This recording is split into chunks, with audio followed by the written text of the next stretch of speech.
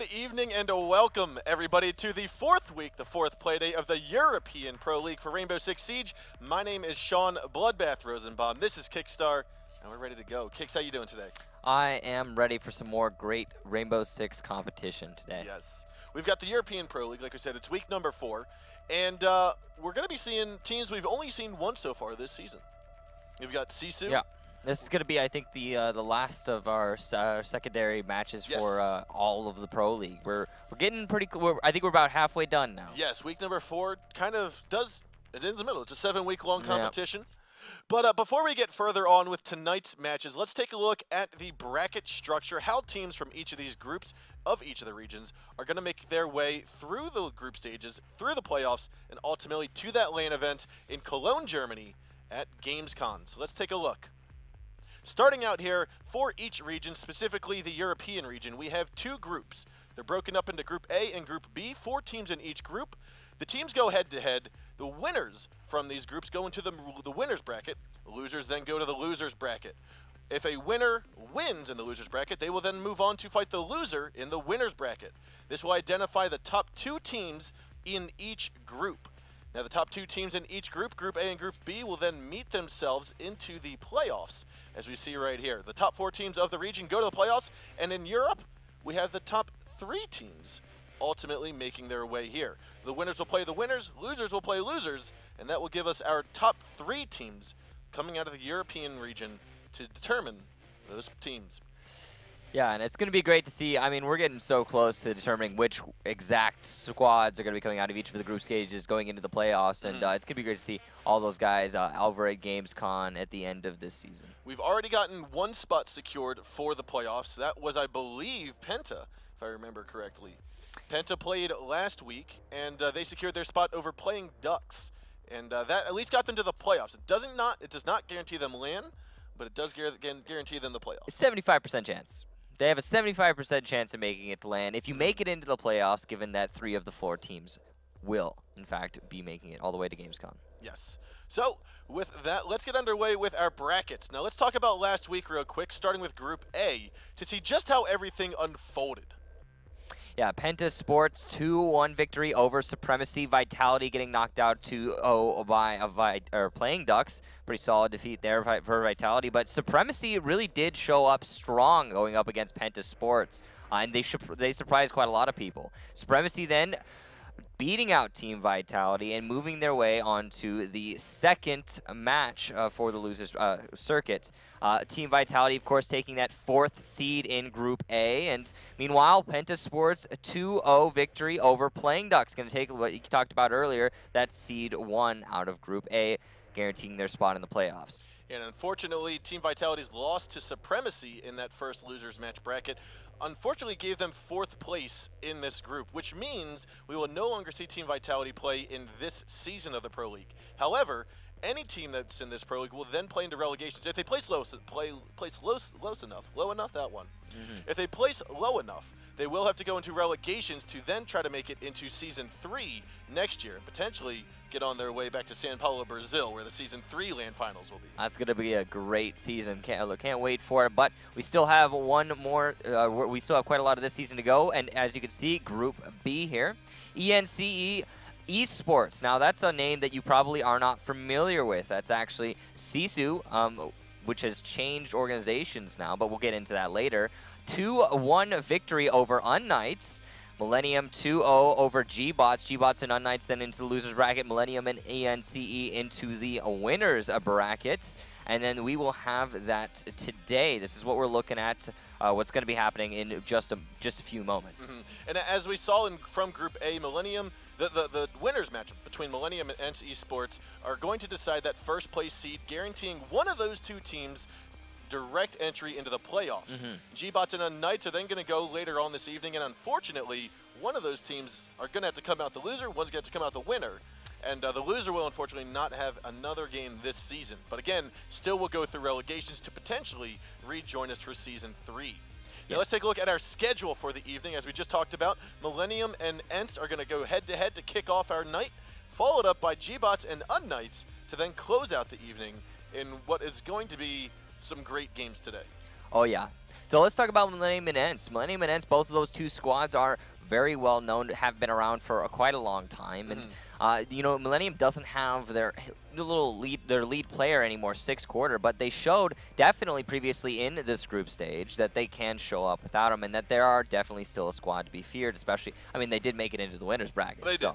Meanwhile, previously known as Sisu, ENCE is a team that's been around since, I mean, they've been since the beginning, the very beginning of Pro League. They made it to every single final, and of course, we expect great things from them. I even think, if I remember correctly, they were at the kickoff event for the first Pro League season back at IEM Katowice in 2016. They've been around. They've been around. I mean, they've been competing in Siege since there was competition in Siege. They've been, like we said, they've been to every single LAN event.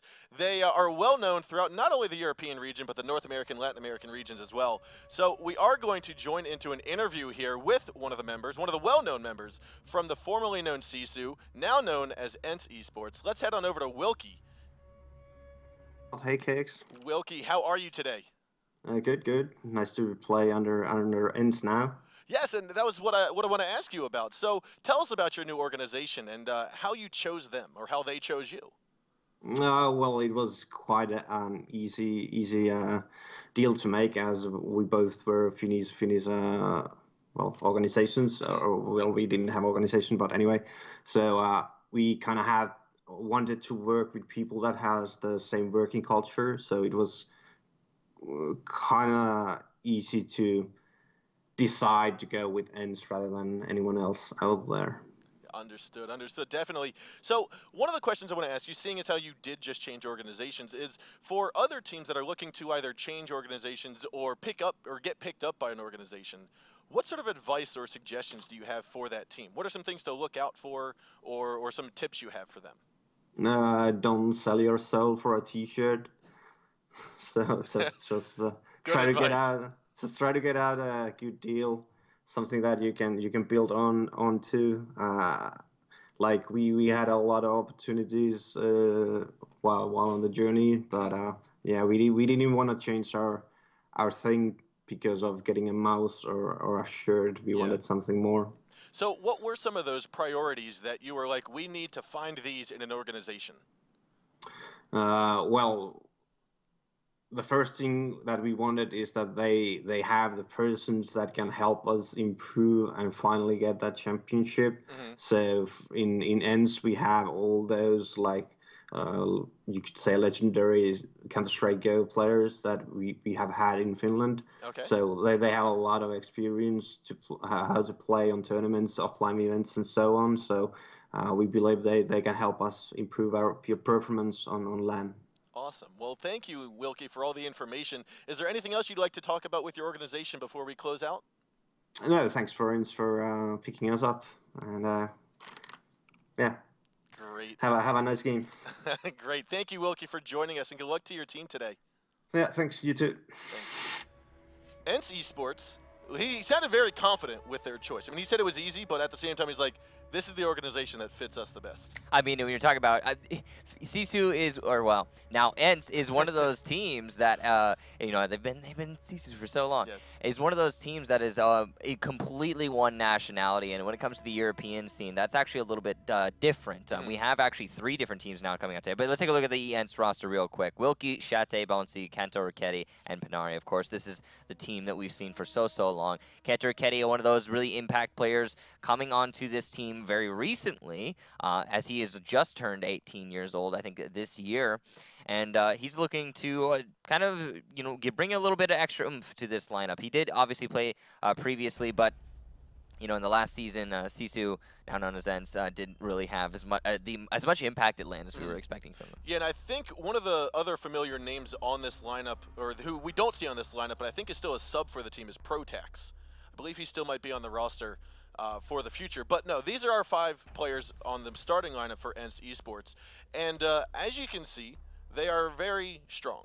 And one of the things that I'm actually pointing out here, Wilkie playing the Fuse for his favorite operator for the attack side.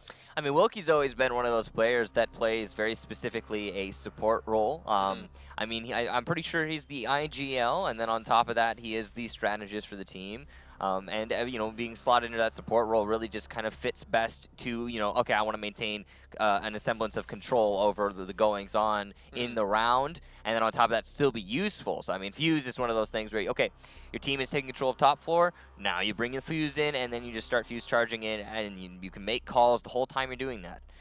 There's a lot of span in those animations to be like, hey, we're going to be doing this, we're going to be doing this.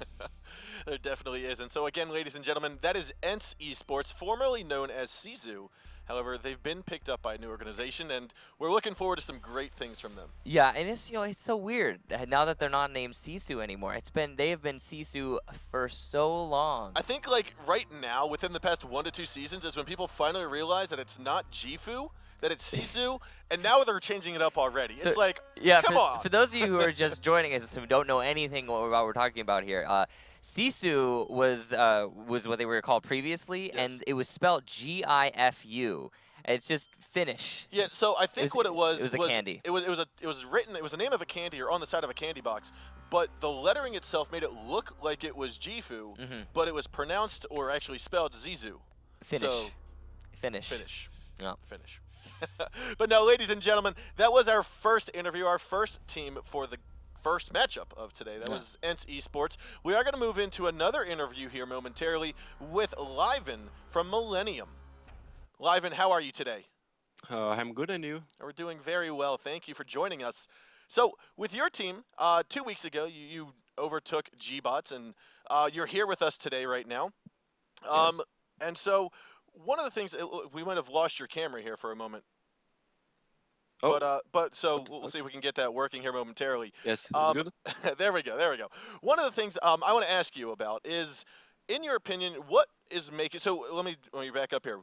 With our map choices, we've got 9 maps in the pool. We see a lot of cafe, a lot of border, chalet, or sorry, a lot of consulate and cafe. What, in your opinion, makes those 4 maps, consulate, cafe, border, and Oregon? What makes those 4 maps more favorable to the teams playing in the Pro League this season? More so than previous seasons. I think this map is not border, but a lot of teams know how to play those maps, and the cafe is complicated a bit, but the other are very simple, very skill-based map. And I think on this meta, with a lot of skill, lot of 1v1, those maps are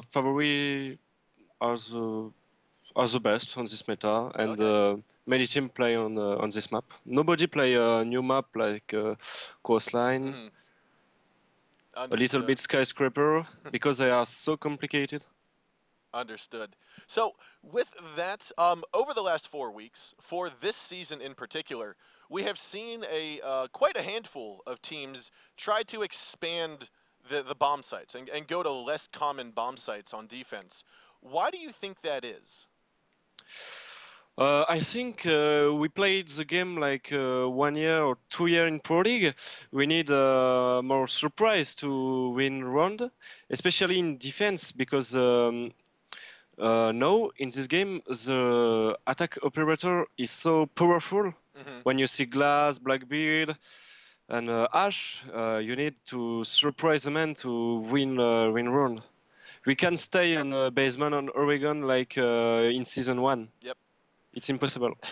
So the thought that the suggestion that you're having for this is that it's not necessarily because of all the new ops that are coming up, but because the old maps have been played and the same bomb sites have been played for so much that it's kind of being forced to go to these different quote-unquote pocket strats. Yes, definitely. We need some new bomb site, new adaptation. I think in the beginning of the game, many teams think the tower on Oregon was not a good bomb site, and now in practice we see many teams try to make defense on this, and it's not the best bomb site on the game, but with training, it's definitely a good one. Great. And if Oregon gets picked up today, is that something we could expect from your team? I'm just saying, you don't have to answer. I'm just joking with you. But no, is there anything else that you'd like to talk about before we close out on the interview here today? Not especially. I just want to say thanks for the support, especially in French community, and I think we're going to play a good match, and it's going to be a close one. Great, I hope. We hope so as well. Thank you for joining us, Liven, and good luck to your team today. Thank you. Thank you. There it is, Liven from Millenium. And I liked what he had to say. He didn't think it was necessarily about the operators, which, I mean, yes, we talked about how Mira is a game changer when it comes to defense. But it's also the fact that teams need to throw in and stir up the pot a little bit. They need to throw in a curveball here and there. Well, I think to elaborate on what he was talking about, it might be something along the lines of with Blackbeard, Glaz, and Ash, which he pointed at specifically. With Blackbeard, you put him on this. And let's take a look at their roster before we get into that. But Renshiro, Liven, Yogurts, Steezy, and Hansen. This is going to be a roster for Millenium. But with Blackbeard, you're going to put him on this window, and he's going to hold this angle, and we're going to, elaborate off of that for our attack strategy. With Glaz, he's going to throw down these smokes here, and he's going to make this push in. And when you go to a different bomb site on any particular map, then you have, okay, well, we don't know necessarily where we need to be sticking our unbeatable forces, because Blackbeard on the right window, he's unbeatable. Glaz on the right wall, he's unbeatable. I mean, heck, even Ash in certain situations, when playing off of something, a situation that Ash player has refined time and time again, is unbeatable. So, bringing it somewhere else mixes up the pot.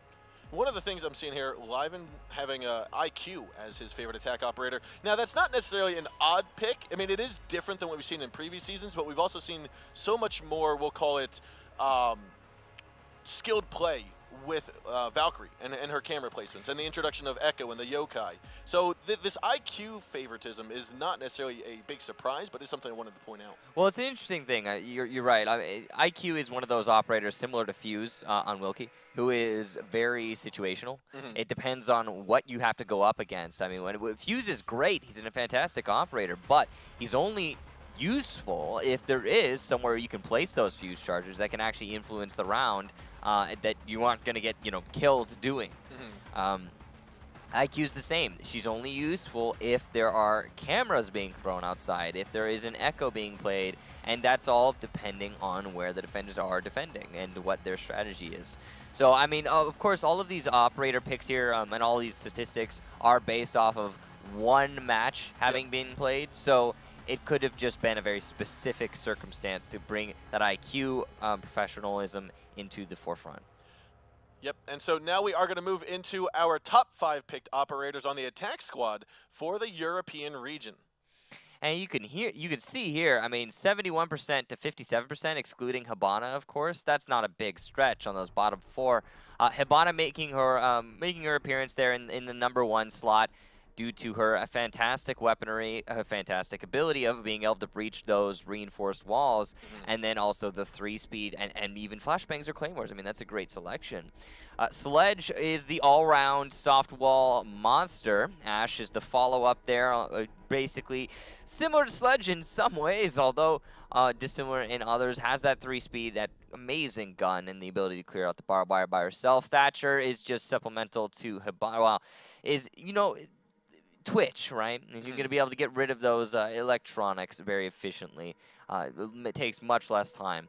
Blackbeard is similar to the North American region, going to be finding his way back into this top 5 attack operator selection. And this is just a strategy of, okay, we're going to stick Blackbeard here. He is going to win every fight that comes his way, and we're going to pivot our attack strategy off of that. And we see that happen so often.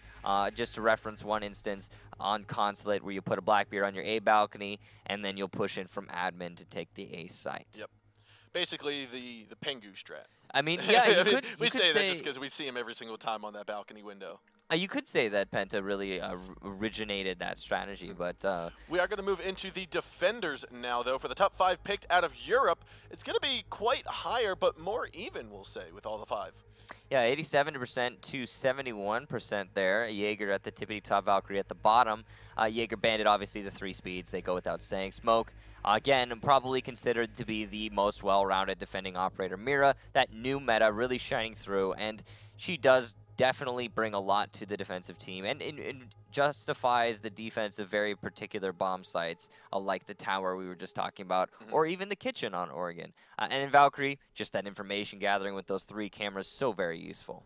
I like seeing the difference, but also the similarities between each of the regions. For example, 2 days ago we had the Latin American scene, and when we were going over the defenders, we saw that Bandit was in the 5th place of these top 5 picked operators, but he was down at about, I think, 50 or 55% pick rate, which I know you had mentioned or called out that it was quite low from what we had seen in other regions. Well, actually, it saw a hit also from coming off of our play day #1 for Latin America, going into our next later play days. He actually saw a bit of a hit. He was the one operator that got the rotation, the variation, and I think it's due to the fact that on certain sites you do not need those batteries for anything, and the utility that you can get from other operators is just much more immense. So, ladies and gentlemen, we are going to move in forward now to our map picks momentarily. Now, again, we've got our new team, or our new organization that took over GiFu. They're now known as unKnights Esports, going up against Millenium. So we're going to move into the map bans now, and with that, as we've typically seen, we're most likely going to be expecting to see the same. There will be Border, Oregon, or Cafe. Yes. One of those 3 maps will almost certainly be played today. It would be quite a shocker if we didn't see them. Consulate, if you want to go with 4. But that's 4 of 9, so. We actually, if I remember correctly, I'm sorry, it was Penta and GiFu who we saw at the end of Season 1. For a moment, I was thinking it was Millenium and GiFu. But we know that unKnights Esports favor maps such as Cafe. They've proven time again that they are very well competent on that map. Yeah, no, unKnights has kind of come up with some great variation in terms of strategy. I say variation, minor variations in terms of strategy on Cafe, and it's been actually really powerful for them in the past. But that's sort of the thing that is easily countered, and when it comes to a team like Millenium, they're going to have done their research, so we'll see if unKnights actually wants to bring this to that map. You see Coastline and Skyscraper being banned out here by Millenium. That's really, they do not want to play those DLC maps. Consulate and Bank, meanwhile, coming from unKnights Esports, and Consulate's the only real surprise you could really point out there. But in general, I don't think unKnights has historically been much of a Consulate team, so that kind of makes a lot of sense. It seems like the Consulate, the Bank, and not necessarily the Border, but the Consulate and Bank ban, it's almost those maps that you can choose 3 different bomb sites, 4 different bomb sites on. So they're trying to, like, it feels like narrow down to where they know, okay, it's got to be these 2 bomb sites. They've always been the sort of team that professionalizes in 2 particular bomb sites on each map. Chalet, Cafe, and Oregon are going to be our 3 maps. Some minor variation coming into these map picks. I mean, Chalet finding its way here. Now, the thing is, though, Chalet has always been unKnights' map. It has always been their map. So it's going to be dangerous for Millenium to be bringing unKnights to that map. You know, I keep wanting to say GiFu. It's so distracting, but it's you know, it's great though. So I think that maybe a little bit of mistake here in the ban phase for Millenium, allowing Chalet to slip its way through. That might play against them unless Millenium did that intentionally and is looking to counter-strat unKnights, which is entirely possible. Yeah, it's also very possible that that could be the decider map, which we see Oregon being chosen by Millenium.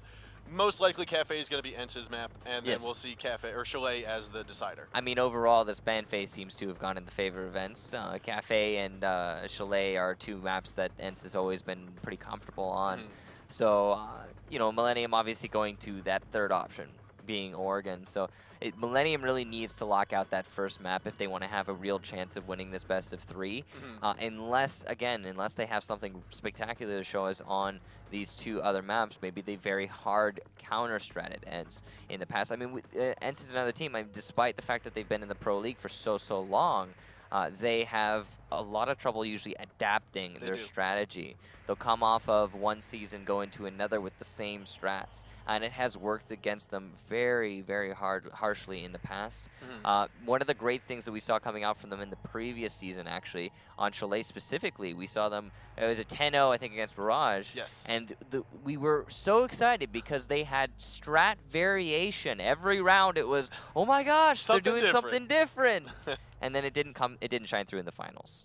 And we are going to get underway with our game now. Map number 1 is going to be Oregon. Let's see what the operators are going to be. Millenium starting out on attack. unKnights going to kick it off on defense here for round number 1, map number 1 of our first best-of-3 series today here in the European Pro League Playday number 4. Yeah, you can see here Millenium, they're going to be bringing that Capitao to the board early on, and that's just in the off chance that ENCE decides to go down into the basement, as Capitao is basically necessary to get rid of that mirror window in the closet before you can actually make the push into the bomb site itself. But you do see the Rook. Yeah, Rook is a little bit different now. It almost seems weird to be talking about how Rook is an off pick for the defensive team, but he is. He's found his way out of the meta in recent times, and seeing ENCE bring him here, it might just be because they're worried about grenades coming from underneath. He will guarantee a down when you have that grenade blowing up underneath you. So it's usually, I mean, it gives you a lot more options, a lot more movements. Yeah, no, so Capitao's not really going to be bad for Millenium moving forward in this attack. Despite the fact that ENCE has opted to go for an upstairs defense first, he still will be very useful if Millenium opts to tack onto the tower and the B windows. You can see here ENCE has dedicated 2 players downstairs in the cafeteria. They're going to be probably falling back to the kitchen at a later date, and they will be responsible for C4ing underneath the bomb site once that push starts to come in for Millenium. Yeah, we are going to see Millenium work their way on top of this dining hall roof, as well as we saw a couple working their way towards the armory side, towards that garage side. So they could be doing almost a pinch, if you will, but they will have to deal with Cantor inside of the top of Red Tower, which you saw Hansen just glancing at momentarily. So Millenium is doing what we've seen before, a lot of pressure onto the west side of the building here early on. However, they are not pressuring onto the first floor of the west side, and thus the ENCE roamers will be left to go about their way, do whatever they please. And that might really work against Millenium in the later end of this round. Now, Panari was spotted out at the top of the stairs, and Cantor still have people looking at him. Yogurts, however, will pick off Panari as he works his way into the doorway or into the window way, but then gets traded down by Boonsy, who earlier saw a couple shots into his ribcage from the window. That was going to be by Hansen. Now the C4 will get flown out from Wilkie, taken out of Hansen. That's going to be the Ash and the sledge down. That is all the pressure the attackers were given on the big window of A. But however, we do have Stizzy moved inside. He's going to get removed from play by Wilkie. It's a 4-on-2 now with a minute 15 to go. Cantor finally going to give his position away. He's going to knock the shield out of Liven's face, but it's just not enough to get him off that rooftop, and he will be taken out. 3-on-2 now, 60 seconds left to go. Good kill there by Liven, but there's still all the pressure onto the attackers, and with a Blackbeard only having 1 HP, or essentially 1 HP, as he will die in 1 shot to any weapon, that is basically a useless Blackbeard. Ooh, and there is Renshiro, looks away at the wrong time. Shots is going to peek around the corner, put a couple shots into him. I think for the reset. He might have either gone for the reset or it could have just been a straight bullet. However, Shate might go out for a peek here.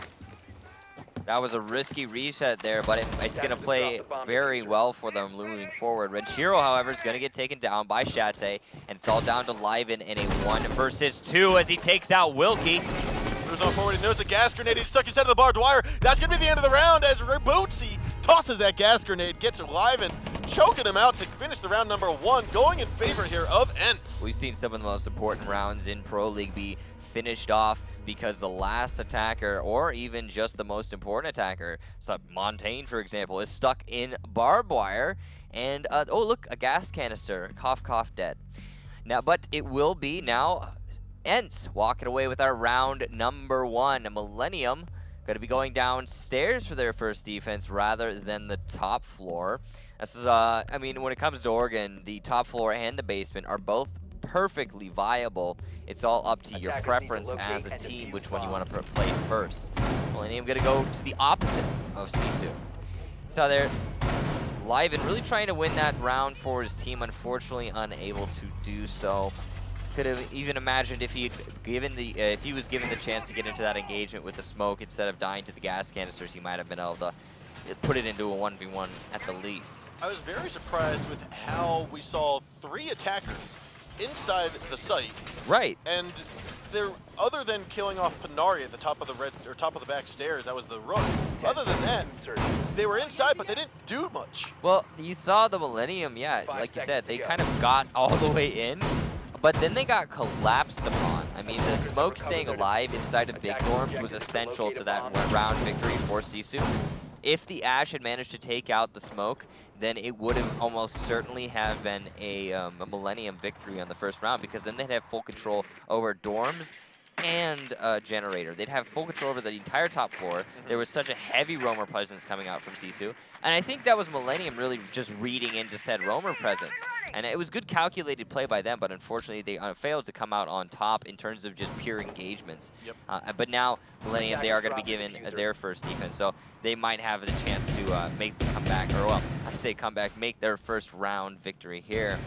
Now we are going to have a 3-2 split, or actually a 1-2-2 split with Shiro and Yogurt inside of the meeting hall. We're going to have Stizzy all the way at the top. Now you can see ends here, they are clearing from west to east, but also simultaneously applying the same pressure to the main lobby itself. This is going to be a main lobby take. This is a pretty standard take that you see time in, time out on this particular map. They are not necessarily going to have to. Whoa! Nice shots by Kanto there onto Yogurts.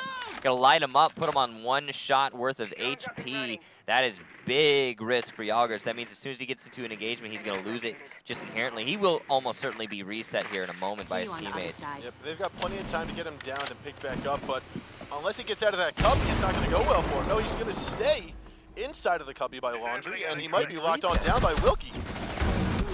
Oh, Wilkie's taking a lot of bullets to the feet. He wasn't exactly sure where those shots were coming from. He might have been from above. I think Stizzy has his number locked down. Ranchier's going to peek on out here by the rear stage hallway. He's going to say, I cannot win that fight against an Asher. He's going to back. Oh, he's actually got his mirror window. He's going to put it up on the balcony stage. Taking a look here.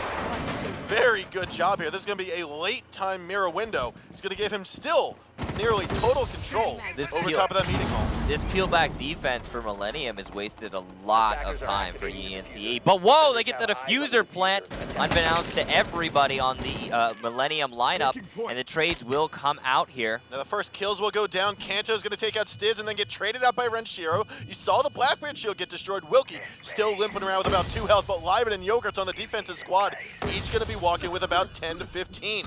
Now the gas grenades are going to come out. Hansen's going to come out on top here. Shotgun at the ready as he moves on towards the top of the stairs, goes on back down. Looks like diffuser will get destroyed here as we have Hansen continuing to knock it on out. Boonsy will not take him out. However, Shate with a triple kill. Gotta see Look this. at all three, Liven, Yogurts, and Hansen all going down. And that is going to be Ents just immediately annihilating this, taking on round number 2. What a great attack there from Ents, but you have to attribute a lot of that to the oversight for Millenium. What happened there to allow, in a 5 versus 5, the diffuser plant in just right in default spot, right by those laundry baskets? I mean, what is going on there? There's got to be some major oversight. We obviously didn't see it.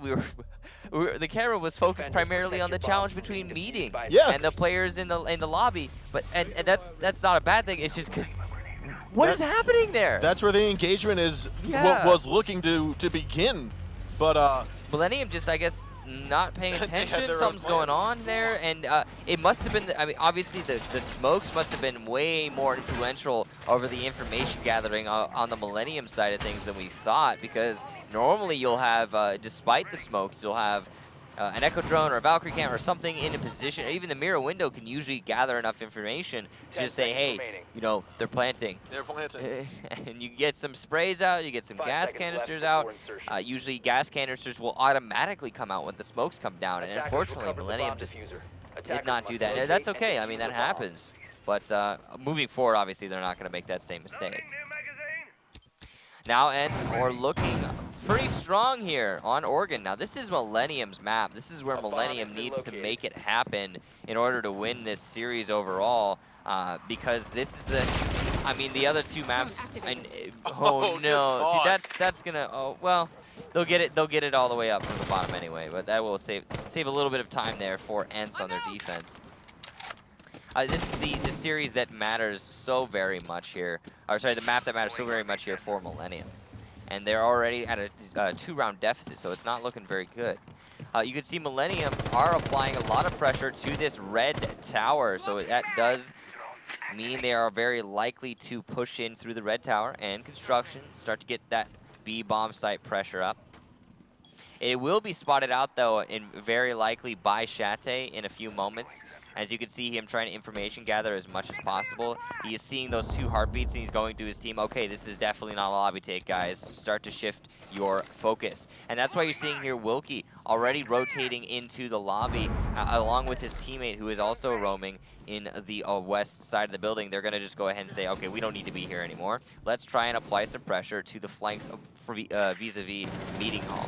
Yeah, and I think this is good communication and actually good just counter-stratting from Millenium on the attacking side, because they've realized that Sisu, I'm sorry, I keep saying Sisu, I apologize. It's you know what, they've been Sisu for how long now? 18 months. It's been ages. But, no, so in all reality though, Ent has used a lot of reinforcements, both mirror windows as well as a lot of reinforcements and utility towards the front, towards the south end of the map. So Millenium has already seen that. They're going for this push towards the north. Yeah, and you can see wilkie with some very aggressive play onto Live and will light him up, and the C4 will not secure the kill. And unfortunately, there it goes. Looks like Wilkie's going to go and challenge with a shotgun after a long and drawn-out engagement. Now Capita's got to go here right against Renshiro and Wilkie. Wilkie's reloaded his Vector. He's going to get the second kill there, a 5-on-3. Now on the back stairs, Wilkie's realizing he's been droned out. He's going to go for a nice little pre-fire here momentarily. Will pop shots possibly. And now he's working his way up. Cantor Raketti stealing the kill onto Hansen's head. And we've got 2 members from Millenium left alive. Stiz is going to be inside of blue as Yogurt. I believe he's going to be top floor, possibly in the meeting hall. Yo, this is an Ents that we have not seen very much. You don't often have this happen where they are just so dominant outright. They've always been one of the best teams in the Pro League. Here he goes. Wilkie's going to snag yet again another kill as Kanto grabs the 5th one.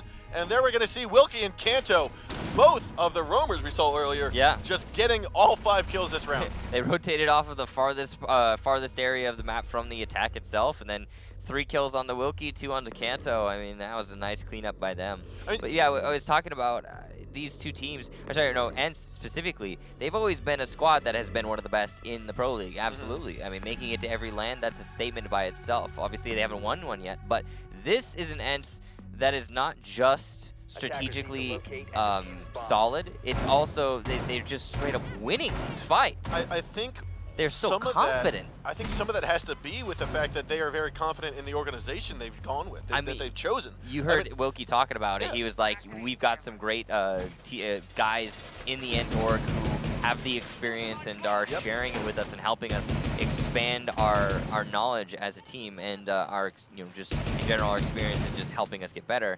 And that actually doesn't happen with a lot of organizations. It doesn't. And like one of the things that people need to realize about being a pro player and playing at this high level of competitive play, it's not just about making sure our strategies are good. It's also about taking care of yourself, taking care of your health. And that's where you can get some help from organizations with it. I feel like Ents is probably cultivating that talent and that individual, player, the experience and everything in general, like just making them more comfortable, the Ents roster. And it's definitely showing through in this match. I mean, Millenium is not a pushover team. They are not. Sure, they've made a couple mistakes here and there so far in this match, but you could almost attribute those mistakes to the fact they're like 1 second, 2 second gap mistakes, and Ents is just pushing straight on into them. They're just going for it. The confidence is just, there's so much confidence coming out for Ents right now. It's crazy. Now you could see what Cantor Raketti was just doing there. He realized that previously Mira, which is Renshiro, little pre-fire here from Shate, or from Stizzy, and unfortunately, he's going to miss his target. Panari comes swinging around out of garage with that AR-33 to finish off the Valkyrie. They didn't even drone that out, and Panari's just like, I'm just going to go ahead and walk over here and get a kill. Just give me a second. That confidence is just, that is nothing like we've seen from Ents before. I don't believe so. I think you're exactly right. They're not a team that plays like this. They're a slow, methodical, strategic team, and they're doing that and then some today. And that's freaking amazing to see. You can only hope that this continues for them. Now, the pressure from Red Tower that Cantor Raketti was laying down onto Meeting Hall forced the defenders to get out of there, push their way down. Now, Renshiro and Boonsi are both going to go head-to-head here. I wouldn't be surprised if we hear the C4 come on out. Blackbeard's going to go looking on down. Renshiro's going to pick up that headshot and get traded out by the quick lightning Ash. Having Kanto in a position there to get that refrag was essential, and it is going to maintain that man advantage here moving forward. Now it looks as though Yogurts will pick off Wilkie. That's going to be the glass pushing down the main stairwell. However, it's a 3-on-3 still. Smoke Grenade's going to go out towards A. Liven might get droned out. However, we do have Yogurts who got droned out there. The headshot from Shate sees him, takes him on down. And the last two alive for the defenders are going to be right behind the boxes. And instead of the closet, Hansen picks up that kill into Shate. That's going to be the trade. A 2-on-2. Kanto and Panari both moving on in. You've got Liven to the right side. Shotgun from Hansen going to take out Kanto. And now you've got a 2-on-1. Panari got to get rid of this barbed wire with 40 seconds to go. He's got Diffuser, but it doesn't look like he's going to get it planted in time. You've got Liven right around the corner. He's going to hear this movement, go for the pre-fire momentarily. Panari coming on in, but the headshot from the MP7, and Liven will get round number 4 into the hands of Millenium. They're finally on the board, 3-1. Good round there from Millenium. Solid defense, absolutely. What we saw though from Sisu was they kind of shoved themselves into just two very particular lanes, and unfortunately, the challenging on barbed wire. That's not. I said Sisu. What we saw there from ENCE is, yeah, they shoved themselves into two particular lanes, and unfortunately challenging on barbed wire to the defenders is going to put you at such a disadvantage. You really cannot let yourself fall into that, and the confidence is clearly, I mean, turned into overconfidence in that particular round. And they need to tone it back, or dial it back a little bit there, clear out the barbed wires nice and slow, and start these, you know, slower methodical takes that we're used to seeing from them to, you know, round out things instead of just, hey, let's push, let's go, woo! And that's what they're doing right now. I think that's also some of the mentality that ENCE might be having here, is the fact that we've always talked about it. We've said that they're a slower, methodical team. They've upped the pace for this start, about possibly 50. catching Millenium off guard. Now that Millenium might be catching back on, they might be dwindling back, changing the pace, changing the velocity and the tempo of the game. That's a very unique tactic that we see some teams starting to utilize. Yeah, ENCE is applied about 30 speed more. About 30 speed. So about 6 ashes.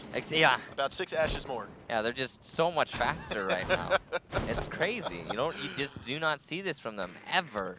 I mean, we talked about the strat variation that was so exciting, and we've been excited. Here's the thing: we've been excited about ENCE's play before in previous Pro League days. We've been like, woohoo! This is amazing play. Look at them go! That 10-0 against Barrage again. We referenced that, and that was due not to aggressive play, not to confident play, but simply to straight up strat variation. And here, what we're seeing from ENCE is yes, this is very different. Their gameplay is very different. Even their strategy is different. I mean, but the way that they're conducting themselves is the most interesting thing here, because they've always just been slow, and now they're just so much faster. We might have a little pre-fire here from Hansen yet again. Last time he got Boonsy down to about 15 health, so we're going to keep an eye here on Hansen on the sledge on the roof between Small Tower and the A site. Boonsy should be pretty safe from a lot of angles in that particular spot. One of the only ways to get rid of someone there is to either nade them, which can be stopped by ADSs, or use a fire arrow. Fire arrow is pretty much the only surefire way to get rid of somebody playing between those two windows. Unless you have control underneath, but that takes a lot more time. So we are seeing Millenium all the same. They are doing a tower B windows take here. Taking control of that tower to deny the flank so that they can safely repel on the B windows without any care or without any cares in the world. Now Hansen might be getting into the line of sight here from Wilkie. Wilkie's going to hold down the doorway. Now, unless Hansen's going to give away his position by shooting out some bullets, which he might have just done, Wilkie could. Now, he has heard this. He knows Hansen's right around the corner. Little pre-fire is going to happen. Hansen will come out on top without taking a single scratch from Wilkie. That is such a risky play there from Wilkie, and this is the aggression we were talking about earlier. It's actually it's working against ENCE now. Boonsy will trade it back, though, onto Liven, and that's the Blackbeard. So that's honestly a good trade, assuming Valkyrie's got all 3 of her nades down, or cameras down. But yeah, this is the aggression and confidence that ENCE has been having this whole match. It's actually, in that instance, very much working against them. Now, because Millenium has not cleared out the east side of the map, that armory hole, that little hole we saw there by Kanto Raketti, will prove to be very useful when Renchiro tries to hop into the window here. However, he did pick off that shot in the Shate. Hansen as well going to get another shot, and he will down and then finish off Boonsy.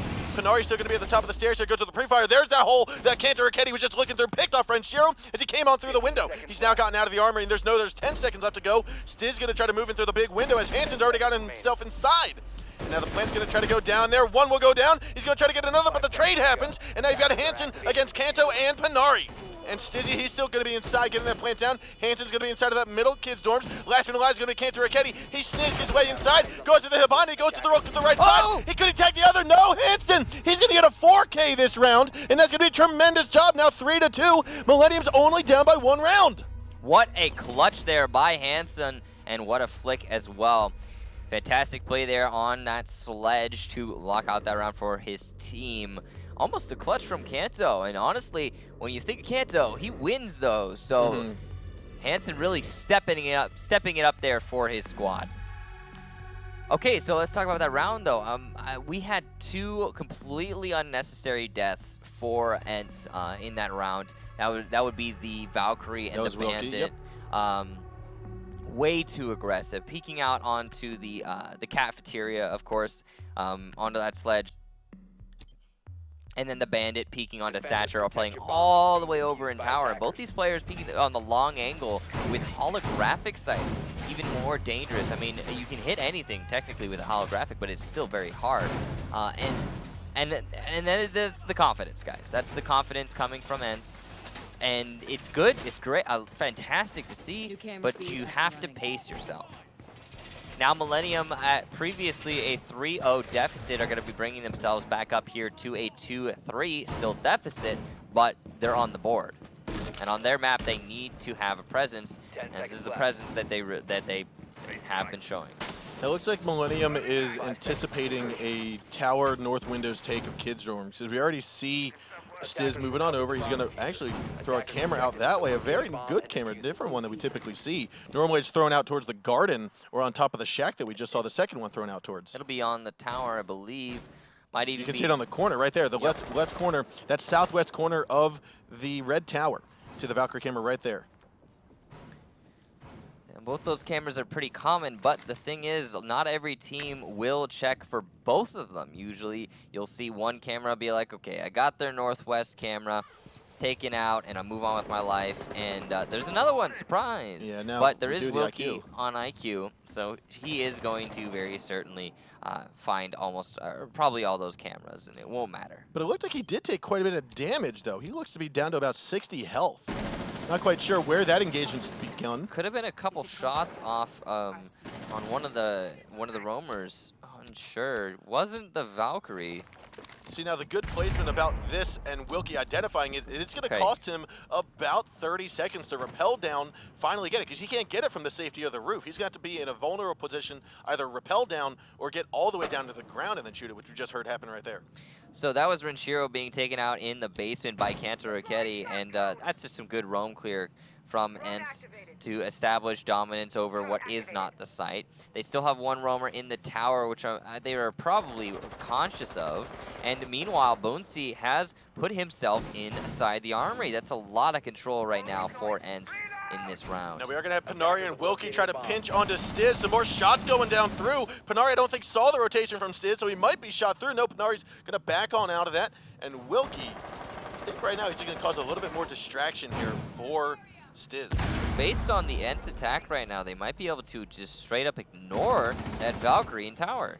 Shate, though, going to lay down the Hibana gun and get rid of Liven as Wilkie comes on strong, picking off Hansen. Now Yogurts finally goes down by Panari, and this is looking like a very strong attack. Last man alive is going to be the roaming Valkyrie, and Stiz will finally fall to Wilkie. ENCE will take this 4-2 now. I mean, ENCE just put themselves in... They just started the execution from Armory and Master, cleared out the roamers downstairs, took out one roamer, and then once they started the push into the site, they didn't lose a single engagement. And we're not talking about refrags here and coming out on top just barely. We're talking about just straight winning all of the fights. And then meanwhile, the Valkyrie is over in tower, unable to really help his teammates who are all dying one by one. And yeah, that's pretty much round over. So just, again, the confidence works when you're winning fights. It really doesn't matter any situation. If you could just out-aim somebody, you're going to come out on top. And that's what we're seeing here from ENCE right now. Clearly just outperforming. I mean, the strategy is there, right? They cleared out the roamers, and then they poised themselves for a Armory Master take, but that's not... They didn't even need to execute the take. Yeah, they kind of just went through the motions of it and then just... Kills ensued. They basically just capitalized on every opportunity they saw. Right, right.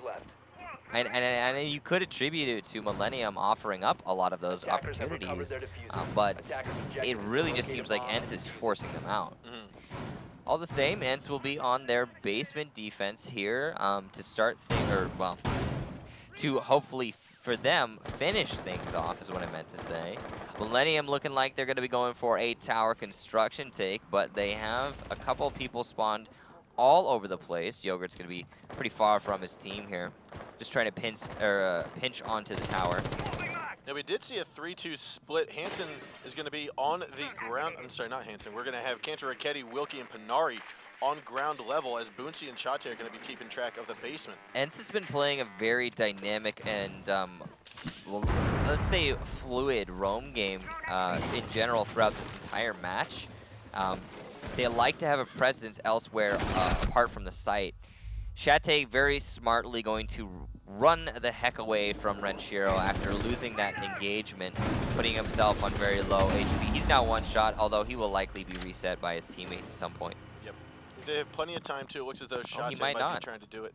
Or Boonsy might be. He's playing on the... Oh, wow. Wilkie with the very aggressive west side roam. Kanto trying to play this tight angle onto the attackers coming from the tower, but he's got Liven behind him. He's effectively pinched right now. This is very dangerous for Kanto. Oh, he will get droned out here. Kanto's feeling the pressure. You do have Boonsy on those stairs. So Boonsy or Panari looking at the stairs of the main staircase. Kanto will get droned out. Hansen's already waiting for it. There's the shots. He realizes he's there. He's gonna go for the kill. Look at the trigger finger there. Kanto coming out on top, taking the sledge out from this studio stage. About 80% of professional players stuck in this situation where Kanto is right now would just die.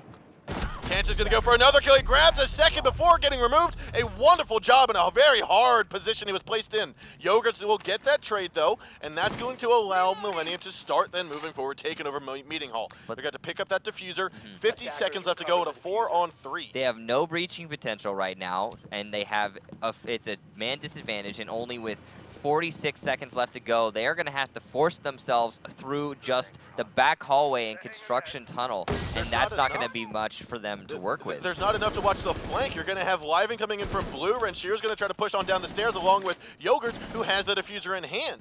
So I don't even think they've got enough to watch the Meeting Hall at all. They're all downstairs, which means Wilkie, who is upstairs, going to rotate around through Meeting Hall, look for some claymores, and peek on down. Shata and Panari, though, need to hold down this fort for the next 15 seconds. Yogurt's going to push on in. Renshiro has moved on up. He's going to look for the flank around. Wilkie taking his time. Looks like Yogurt's tagged on one, but gets traded out by Panari. You've got 2-on-2 now. Liven and Renshiro going to move on forward. They know Panari's down here. He's going to get traded on down. Now they're going to move and get this diffuser planted. Wilkie coming on down from behind. Liven takes a look. He's going to grab the kill. Millenium miraculously going to win this 3-on-4, and they is now 4-3. They're still trailing by 1 round. So we did actually have Wilkie on top of that box drop down, and he opted to rotate off of it. If he hadn't rotated off the box drop, if he had maintained his presence there, then it could have gone a much different direction. It might have been reinforced. I think it was opened up previously in the round, but you know, unfortunately, because he had to push all the way into the tower as a 3 armor, that's just not going to happen. And So, but you have to, I mean, just a great take there from Millenium. You know, Millenium is winning the rounds that they're winning here. All 3 of these rounds they have won are because they are setting themselves up, whether it be on attack or defense, to just wait for ENCE to peek into them. Yep. And when ENCE peeks into them, I mean, it's a surefire victory. Like we saw that long angle being played all the way from Harry Potter into the B bomb site on that last round where we saw Ash take out, I believe it was a smoke. That's the sort of thing, it's just waiting for smoke to pressure onto that angle and then just pressing mouse 1. Millenium now, they're going to be defending the basement. So you mentioned to call it Harry Potter. I don't think that's necessarily a common call out in the general community. Do you want to explain that some more for our viewers at home? Harry Potter is underneath the stairwell. So underneath the stairs, as in like where you would have Harry Potter. The laundry cubby. Okay. Over here, by these boxes, as you can see, they've been stacked up. Right? No. Oh, the back forward tower. Cameraman. The back tower stairs. Yeah, underneath the back tower stairs. Little cubby there, with all the boxes. Next to construction tunnel. We are going to have Stiz playing very aggressively, though. Takes a shot there, gets rid of the drone. Wilkie's there to lay some bullets down through the hallway, and unfortunately will not tag his target. Yeah, this is some aggressive roam game coming out from Stiz here. He also has a mirror window, though, to back him up, and Renshiro, a mirror in the flesh. This is going to be, I mean, this pressure is the same sort of pressure that we've seen ENCE applying this whole match. They really want to have that aggressive roam game, both of these teams. And I think that Millenium coming into their own here and stepping up and doing it themselves is actually might give them overtime on Oregon here. But ENCE is going to be consolidating their attack and focusing on a main lobby attack. And this is easily, you can block out the roamers and render them useless unless you peek into them quite like that. Kanto and Hinari being taken down by Renshiro. Good angle play by him. And now it does very much look like a Millenium comeback here. Renshiro might be tagging Boonchi. He's going to look on up and then move away right as Renshiro realizes, oh, snap! Boonchi looks on down, gets out of the harm's way for the moment. We will have Wilkie finally remove Stiz from play with about 5 to 6 shots there through that sniper. Yeah, Renshiro is very smartly going to rotate all the way back into tower. Not going to risk it anymore after his teammate's been taken out there. And all he really needs to do is just come back to the site, consolidate, and hold. Nice and simple. Now with 3 attackers left, that's Wilkie, nice Boonchi, and Shate. They are going to push in through the front.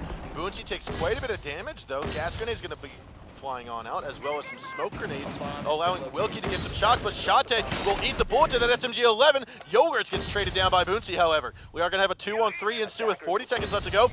Gas grenade right into the face of Wilkie. He's going to cough that one up and feel the pain tomorrow. Hansen, however, is going to be inside of the supply room. 0 gas grenades left in his arsenal, and it looks as though this could go into the hands of Millenium. I'm sorry, 1 gas grenade left in his hands. Wilkie trying to fight out the shots. The sniper going on through. Goes for the kill, but misses, and an SMG-11 kill out of Hansen will end the round in favor of Millenium. We are now going to overtime 4-4. All right, so what happened there for Millenium? ENCE did not drone out the kitchen very well, I guess. Kanto came around that corner blind, and then the refrag didn't come out for ENCE, and that put Renshiro at 2 frags early on.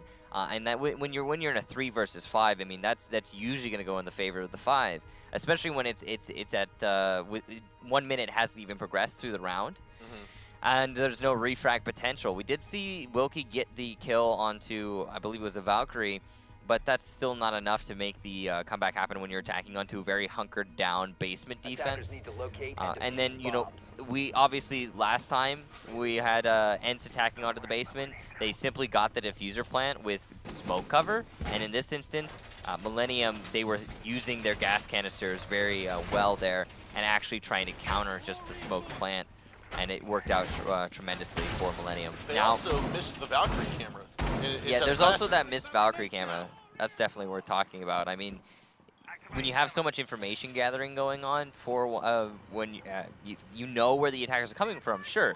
But when you can be definitive about their exact location, that's, I mean, forget about it. You have so much advantage. You even saw the Jaeger peek onto a Blackbeard and render that Blackbeard onto about 5 HP, despite shooting and breaking the shield. This is Harry Potter, by the way. In case it was not made clear earlier. So we are going to get underway with round number 9, the first round of overtime. Looks like Millenium going to go for a quick push here into construction. That was going to be Renshiro. Just double check him before he makes the ultimate move inside.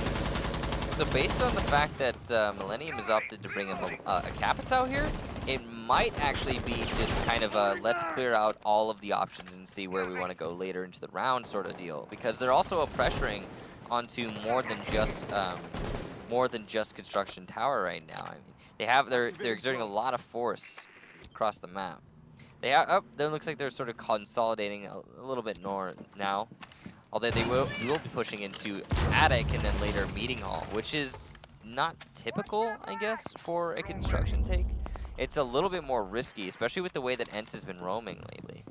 Now Renshiro is going to get spotted out here with that heartbeat sensor from Shate. Last time Shate was a little bit aggressive and actually used some bullets for it, but this time around it looks as though he's just going to put on some pseudo pressure and throw in some bullets through the box wall and then rotate back onto site. So a lot of this round is going to be determined between the Wilkie and Kanto roam, as it has before in the past. And you see the C4 pre-placed here by Wilkie is going to get detonated now, but unfortunately for him, it's not going to actually open up the wall. And then more importantly, whoa, Kanto though, taking out Yogurts. I think that was just a spray through the wall to open the wall further. Very possible. Steezy still playing in the tower though. Will be laying down those shots towards Wilkie. Not gonna find their target. And ENCE is feeling pretty strong right now in this situation. So 60 seconds left to go. We are gonna still have two roamers up top. That's Wilkie and Kanto Raketti, but Renshiro's working his way in box. He's gotten to the close side of the hallway now through it, and it looks as though Shate hasn't realized it just yet. There is that heartbeat sensor. He now knows where the pre-fire should be. Hansen grabs that L87, taking out Kanto, but the trade comes on out from Wilkie. And we are going to see Renshiro get pre-fired here by Shate. Eat some more bullets. 40 seconds left to go. Renshiro now still going. He has all of his arrows. He should just be trying to fire it out, work his way in towards box. Stiz needs to hold down the rotation around, but Wilkie is going to come around here and make sure that it's not necessarily that easy. Panari takes that MP5 to his face. Liven. And there it is. Panari will go down, and we will have Shate pick up a double kill there on Stiz and Renshiro. Nice play there by ENCE, and it's what we talked about earlier. It's really, wow, through the wall. I mean, you're using the pulse heartbeat sensor, but still, not heartbeat sensor, but still, that's nice. So anyway, yeah, so Millenium kind of overextending a little bit there, pressuring too far into the attic and the meeting hall. They got two men, I think, picked off up there, and then that put them at a man disadvantage. I mean, it's similar to what we had Millenium do earlier to ENCE, where they had Renshiro get that double kill from the kitchen on the roam game. And it's the case of when you put yourself at such a minimum disadvantage early on, whether as an attacking team, it's so hard to recuperate from that. It's so difficult to make the comeback happen. And we actually saw Millenium do just that, make that comeback happen in a 3 versus 5 earlier in the match, but again, very difficult. Millenium now going to be going back into the basement defense. They were previously successful here. And again, that was kind of easily attributed to that roam game from Renshiro. So if it be ENCE do not overextend themselves a little bit too much, if they actually properly drone for themselves this time, then we will, it might be a different outcome. And we might see Oregon go for ENCE Esports. Now we talked about this earlier, but Millennium's pick is Oregon. This is where they wanted to be going against ENCE. So if they can't win this map, it does not bode well for Millenium moving forward in this best-of-3 series. Yeah, the next map is going to be Cafe, and oftentimes I see myself leaning towards ENCE for that victory. I mean, on Cafe, yeah, the ENCE has had such a good history on that particular map. Like a lot of innovation there, and you know they have been. I just want to take a second to talk about how ENCE here have completely shifted their gameplay style, and we've talked about it before. But not only that, but they've completely just shifted their strategy as well. They're just so much more fast-paced in everything that they do, and it really is. It's not just a hey, it's got to have something to do with their organization and something to do with the people involved in ENCE as a whole, and it's working great for them as a team, as the people who were previously known as GiFu, now known as ENCE, the 5-man roster that is on that team. It's working great for them. So I think this is going to be a really good change.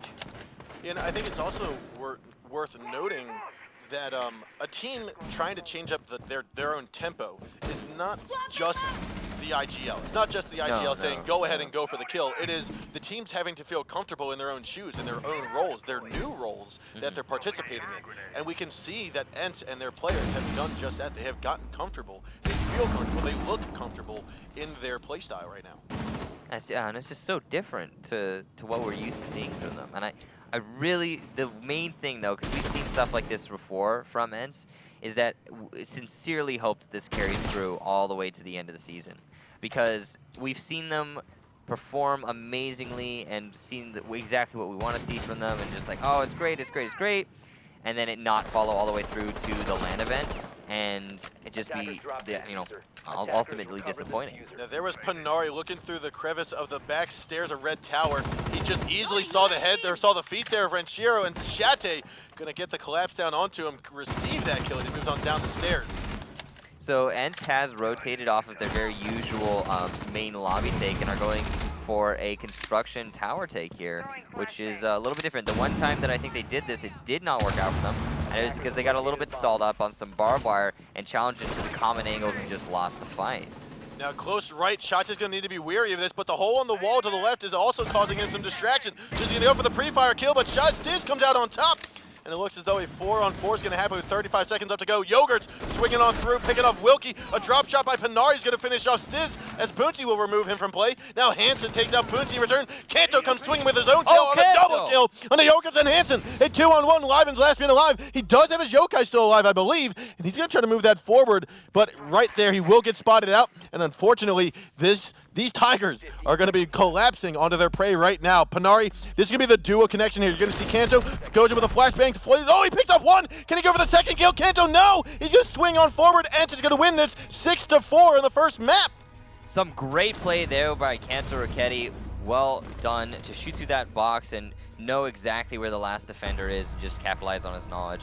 Now, it's also worth talking about Kanto Raketti. Kanto Raketti is a player that got brought onto the ENCE roster, I believe, in the previous season. Yes. And he had a good showing. You know, he did well. But he really didn't come into his own as everyone was expecting him to. He is one of the most aggressive players I've had the privilege of being able to play with and against in my experience in Siege. And he didn't really fit on the previous ENCE roster. And now with the crazy aggressive play we're seeing from them now, it is really working out for him. I mean, he doesn't need to hold back. Exactly. He doesn't need to hold back. That's what it feels like. He feel like he can rely on his teammates to back him up when he makes that push happen, and vice versa. And I feel like that combination is really working for ENCE. So we are going to get into some highlights here. So let's take a look at what just happened on Oregon. Again, Kanto Raketti swinging it hard with, I believe that was 13 kills. Yeah, Kanto really coming into his own in this match. And, you know, his gameplay style, it just is working out tremendously with this whole new team style, this whole new team setup and execution. And I really do think it bodes well for ENCE moving forward in the future. Now again, we talked about this is Millenium's map that they just lost on, and they did manage to bring ENCE to overtime, but they really needed to get this win here, as it was the first map in the best of 3, and now these other two maps, I mean, Cafe and Chalet alike, are teams that ENCE historically have played very well on. So it's going to be difficult for Millenium to make this comeback. No, Millenium did bring ENCE all the way to that overtime, and did bring it all, to the 10th round. So very impressive play to them there.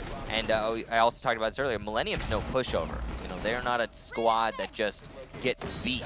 No, I mean, if you remember back to Season 2 of last year, these guys won the LAN event. They won first place at a Season 2. Yeah, and in contrast, ENCE here has been to every LAN event, yes, but they've never won a LAN event. They have not a single time been able to actually call themselves the champions of a season. So, and that was a great clutch out there by Kanto Raketti. Really well played to him. But yeah, this might be the season for ENCE moving forward. It is very possible. I mean, we thought that Season 1, they got all the way to the LAN event as we expected, but they got taken out round 1, I believe it was. Yeah, year 2, Season 1, we all saw what we wanted to see from them. We were like, this is the ENCE that we need to win the finals, and they just didn't. They just didn't. But here's going to be their chance to show us again their gameplay, because it is going to be moving into map number 2. We're here on Cafe. ENCE secured map number 1 over Millenium on Oregon. And here we are, ENCE starting out on attack, Millenium starting out on defense, and they're still going to bring that Capital. Yeah, no, it does seem like ENCE is really dedicated to the Capital pick. I mean, Wilkie is a player who, I think if there's one player in the Pro League who really favors Capital for whatever reason, just as an individual preference maybe, it is Wilkie. He has been very dedicated to bringing Capital in the past. I mean, he's had a couple of different moments with Capital, yes, you should say, but at the same time, he is a very good and skilled Capital player. I'd say on the other end of the field, though, we've talked a lot about ENCE. Let's talk about Millenium. Millenium is a very solid team coming out of the French community that obviously has been putting up quite a fight in this match thus far.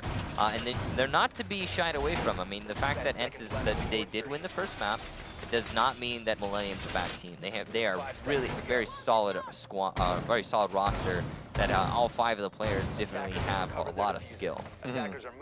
Now we see one of the mirror placements in the typical spot inside of Freezer facing the west end going into Piano. Where are we going to see the second mirror? I mean, it might be a late placement here from Renshiro.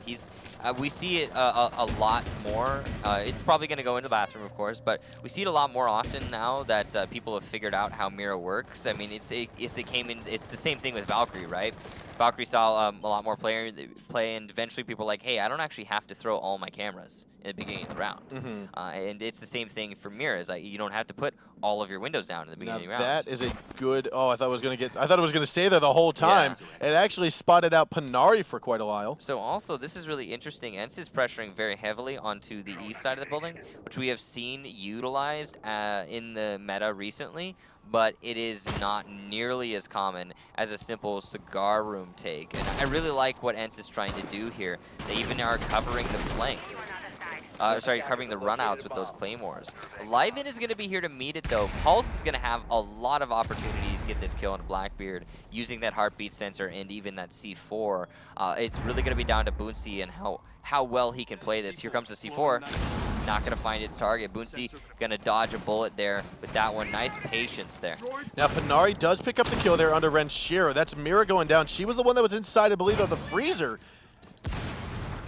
That kill may have happened from underneath. We'll have to stay tuned and see. Hansen, however, will get the refrag there onto Shate. You've got Kanto and Panari moving on up. Live going to go for 1 kill. Oh, I don't know what happened there. His finger might have slipped off his mouse, and he will fall by Kanto. Yogurt and Stizzy, though, going to take out Kanto and Panari there on the back stairs. That push was just thwarted.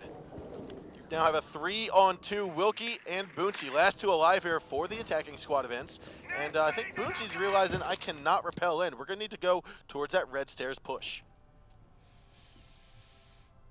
Millenium have a good split across the board here on this top floor, full control, and wherever ENCE chooses to come from, they will meet a defender. So there's not a lot of options for them here. It looks like they might just try to drop from the skylight under Capital smoke cover. Yeah, they are going to have most likely a crossfire between Stiz and Hansen. Oh, no. Maybe they're going to go for that red drop down. This is probably the smarter play. Yep. It gives them a wall to put their back against. Oh, and unfortunately for Wilkie, Hansen's going to meet that with his own SMG-11 kill. Now the shotgun coming on out. Hansen's going to tag 1 kill there, 1 shot down, and Yogurt will swing in through Piano to finish it off. Good setup there from Millenium, solid defense, and more importantly, a good adaptation from Millenium, because you don't often see a team pressure primarily onto the white stairs and east windows. That's just not, it's very uncommon on that particular floor. So their rotation immediately into that round was really what cinched that round and brought it into their favor. And nice try at the variation of attack strategy, but it ultimately wasn't enough to win the round. And I feel like when they had so many players on the white stairs, they really just so easily got pressured onto that. You mean that inherently challenging from the white stairs put you at a disadvantage to the defenders. Protect your bombs. You have the high ground advantage. I have the high ground. Don't do it. Yeah, it's just, I would say it is acceptable, or at least the risk is mitigated if the defenders have a castle and they've castled off that bathroom doorway, which we have seen some teams do. Because if that happens and your team's already inside a Piano, able to clear out the hallway there, all you have to do is focus on the top right part, the top, we'll call it cocktail lounge hallway. Yeah, and you can see here there is another castle come out here for ENCE, and he's going to be very useful, especially in the way that you just talked about, trying to slow down the attack as much as possible in general, just overall funneling things. You know, Castle, it looks like it actually is going to be primarily used as a cigar in this instance. They're going to 11 melee that piano door. And you can see Boonsy opening up the floor of the a bomb site. This is actually going to allow for a number of different things, but one of the things is actually they, based on these reinforcements, they might just play A from underneath. Because you can just play this entire site from underneath if that's how you want to do it. Usually you don't see that happen though, because inherently playing underneath compared to playing on the top floor puts you, you're very much more exposed. Yep. But who knows, maybe that's what NC is going for here. Exposure. I mean, we've seen the very aggressive play from them throughout this entire matchup. Now we are going to have Renshiro and Stiz move on towards the top of red. With that castle barricade already there, it's going to give him the freedom to drop securely and try to make sure that there's not going to be a flank from underneath. Kanto, however, is inside of the train room, so he will be the one to go over this flank if the timing is right.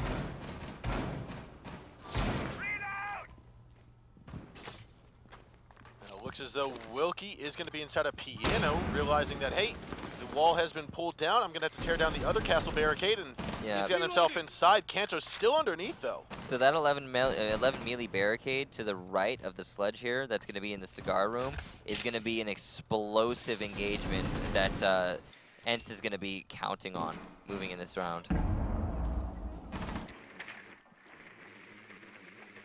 Looks as though that wall has already been opened up. Hansen going to drone out Wilkie. He calls him out. He's going to get out of the way of Pnari, but he's still waiting for Wilkie to move in forward. Pnari's playing on that pixel angle, which is very dangerous. Usually gets challenged by something like a Blackbeard. But you can see here he's playing actually just a nice, soft, passive angle, waiting patiently for one of the Millenium players to peek into him. Now what you can see is live in here on the west windows. He's going to open up the window by piano, try to go for the kill there onto Wilkie. They're waiting for the call. There's the pre-fire happen. You saw it happen. There's the shot. Nice job by Liven and the communication with the rest of his team to get that wall bang onto Wilkie. Fantastic coordination really there for Millenium. Now that's going to allow Renshiro to progress in and try to challenge Pnari on this corner doorway, which he's done previously. C4 is going to get tossed out. Looks as though he may have taken out the Mira. He has. Shate will go down. Renshiro picks up another kill, but then gets traded out by Pnari. And then a refrag by Hansen's frag grenade. A 3-on-1. You got 20 seconds left to go. Kanto's coming up the back stairs. He's going to move on towards the side. Liven's already trying to get this diffuser plane on top of the table. He moves on forward, reaching Liven. Sorry, that's Hansen. Hansen's cooking out one grenade, going to toss it on over. And that will not be the end of him. Will scoot his boot over here towards that Westberg east balcony. Wow. Kanto tags the kill there on Live, and that's 1 out of the 3 that he needs. However, the other 2 are off-site. You've already got Stizzy. He's gotten it right in position. Wonderful positioning, though. He's on the top skylight. He's going to see Kanto, and unfortunately, he won't even get the time to it. Stizzy peeks on down, and Kanto will fall. Nice attempt there from Kanto, but I mean, in that situation, it's almost unwinnable. The position Stizzy has on that skylight is just dominant over the diffuser. Nice diffuser plan, too. Don't often see it on top of the bar. So that round, you saw ENCE invest very heavily into the piano room, and unfortunately, because that piano room aggression didn't pay off in the slightest, in fact, it worked against them because Millenium got the frags onto the players playing in the piano room. Because that happened, not only was control given up, but more importantly, players were lost. And then even on top of that, just the cherry on top there for Millenium was that they did get the kill onto the Mira, who was throwing the C4 through her 2 broken Mira windows. And that's very dangerous play for the Mira. And unfortunately, such a man disadvantage there with no actual fight back. And no matter how many refrags you're getting at that point, it is really just it's not going to work out for you. So although we kind of expected these maps to go opposite, we are seeing Millenium come out on top 2-0. And ENCE it's you know, it's forgivable. Basically, it's like they're struggling right now. It's like if we had Penta suddenly change their organization. It's like we would be struggling with that for a while too. It's like Penta, wait, oh no, not Penta anymore. They're one of the organizations, well, Sisu's not necessarily an organization, but they're one of the teams that have been named, that have been consistent throughout their entire career in Siege competition. To make such a sudden change, I mean, it is really weird. Now Wilkie is going to spot out that Valkyrie camera on the southeast corner. He's just trying to wait, or we see Stiz trying to cause a little bit of distraction. Nade's going to come on up through, though. No. Nope. Will miss its target.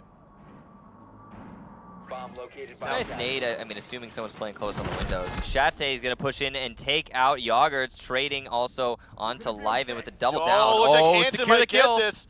You're not going to secure the kill. Oh, there's a double. That is going to be catastrophe here for Millenium. And wow. that was catastrophe. There it is. Ents just sweeping it up. Kanto getting this final kill inside of the reading room.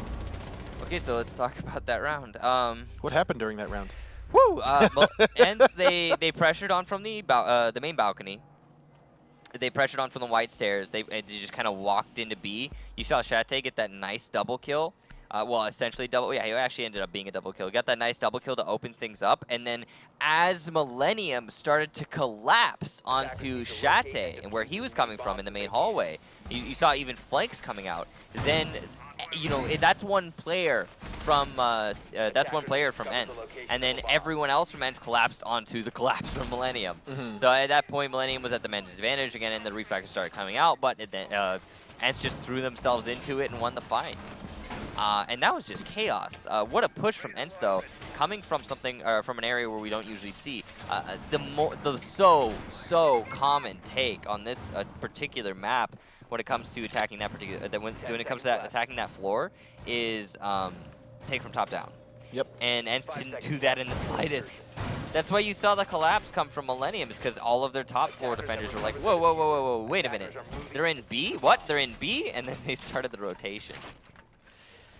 But now Millenium going to be going on to their attack, and we will have Ents go on to their defense. Now, despite the fact that Ents hasn't won a defense yet, they are going to opt to go down into the train room instead of the top floor, which is a little bit different than what we're used to seeing. Oftentimes, most squads will say, hey, we want to defend top floor as much as possible, but this is a really good adaptation from Ents, not trying to force things out when they don't need to.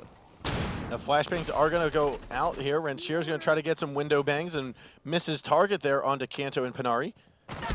However, the skylight stairs looks like a few bullets will tag the feet of Kanto. This is very dangerous for Panari and Kanto right now. They're being pressured from so many different angles. If they do, this is the sort of situation we talked about with Kanto earlier. If he can come out on top with frags here, he puts himself in a good spot. Now the drop hatch has been opened up. That's going to allow Panari to get back through. He's going to be on the back stairs now. And there is no Claymore going to prevent this jump out, so he could, I don't think he's going to.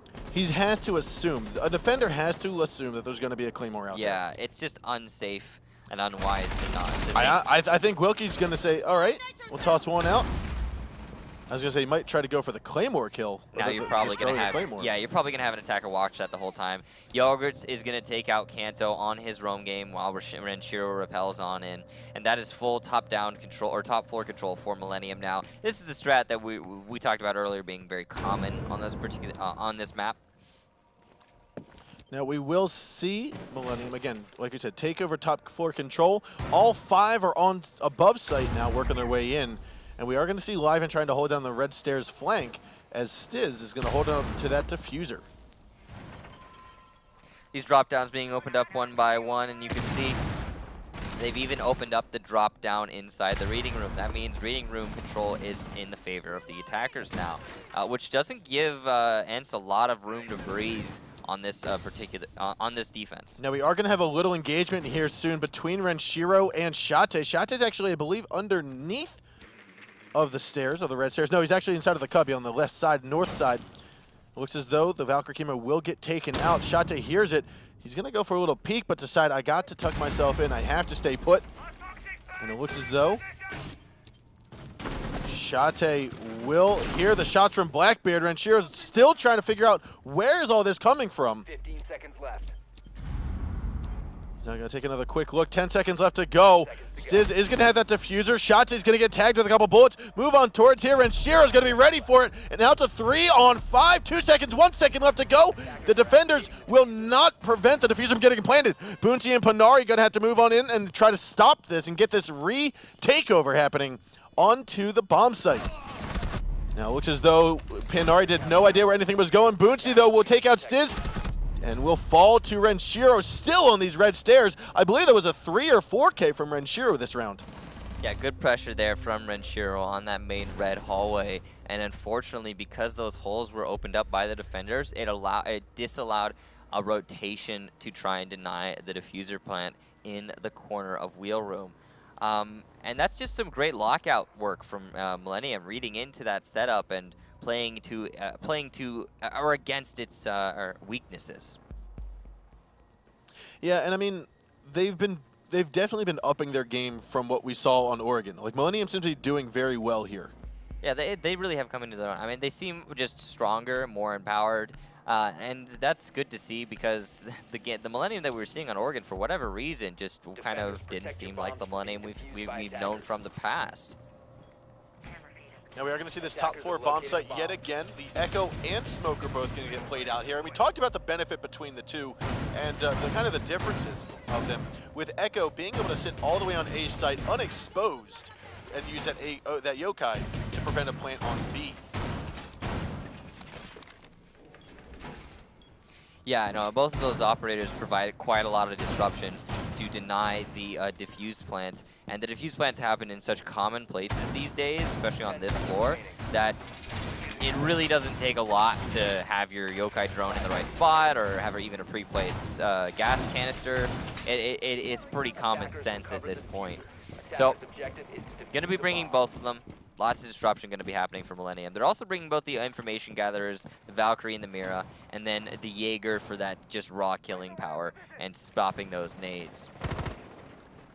I mean, that last round, really, again, I've talked about it before, it really just came down to take the top floor, and then you kill the roamers. And oftentimes, it's easy for the defenders to come back, assuming they don't lose any roamers on that top floor roam. But because ENCE lost Kanto early on, I think it really put them at such a disadvantage. Plus, you saw Millenium very, very aptly take advantage of their full control and to utilize all of the drop downs instead of just the one above the site and open up holes above the site. They did everything in their power to apply pressure to the ENCE defense. Now, during the qualifiers and the actual play of the 6 Invitational, I remember that we used to see some Echo play, and the yokai was not used to stop the diffuser, but more so to use as an eyesight or a drone for the defenders that were roaming.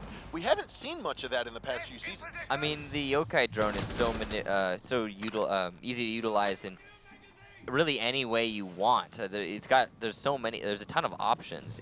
Like you said, you can drone out for a roamer if that's what you're going for. You can use it to stop the diffuser plant. You can use it to just disorient an enemy and challenge directly onto him as a roamer yourself.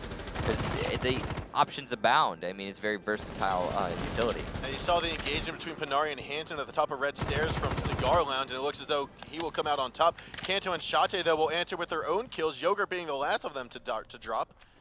Yeah, this is Millenium being, again, this is similar to what we saw from ENCE earlier in the match.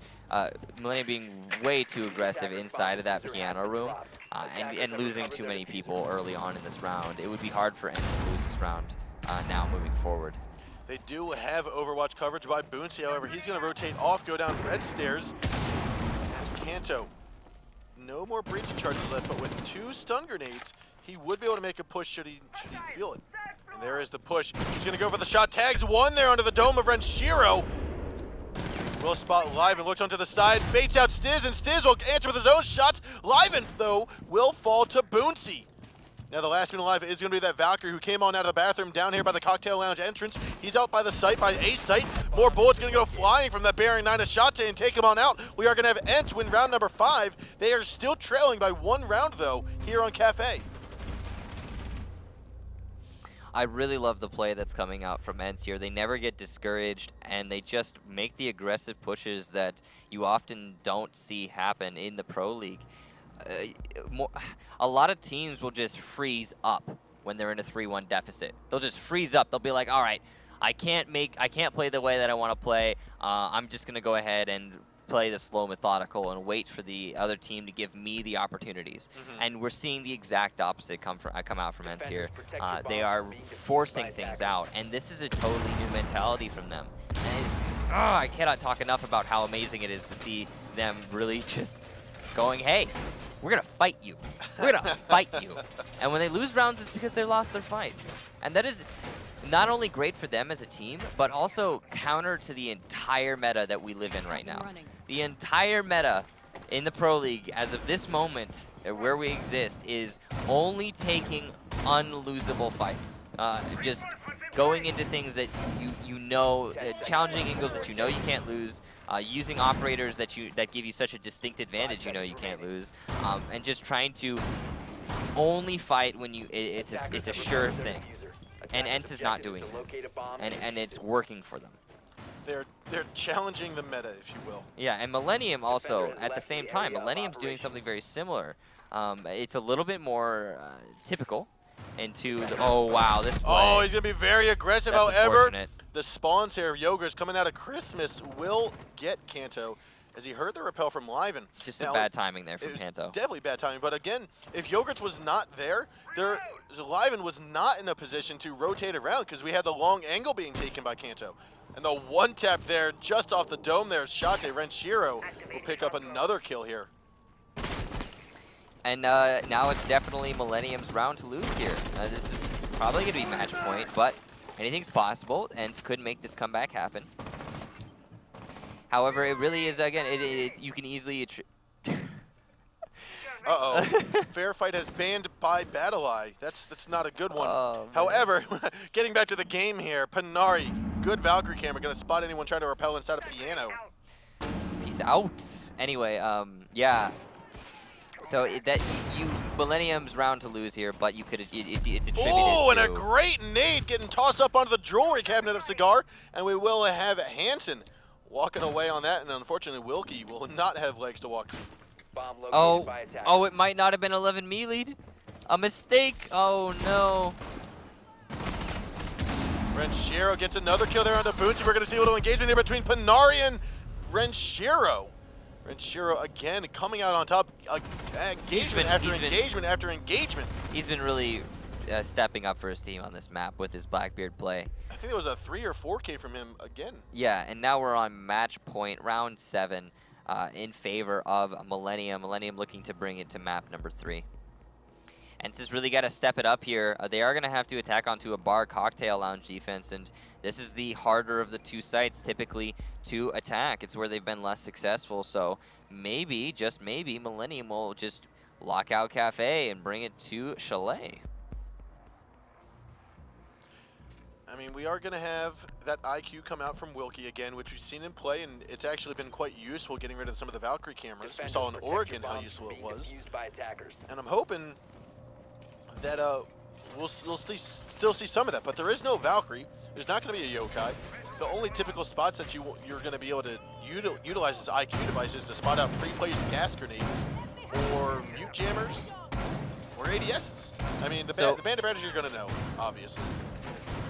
So yeah, Millennium has information denial in that mute, but the only information gathering they have is Renshiro's mirror windows, which, while they do gather lots of information, they're not like the best at doing that.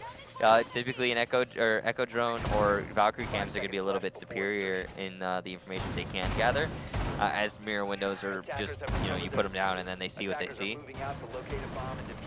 But the CZ mute play is probably, or Stee's mute play, I guess, is probably going to deny so much information for the attackers that it might not matter.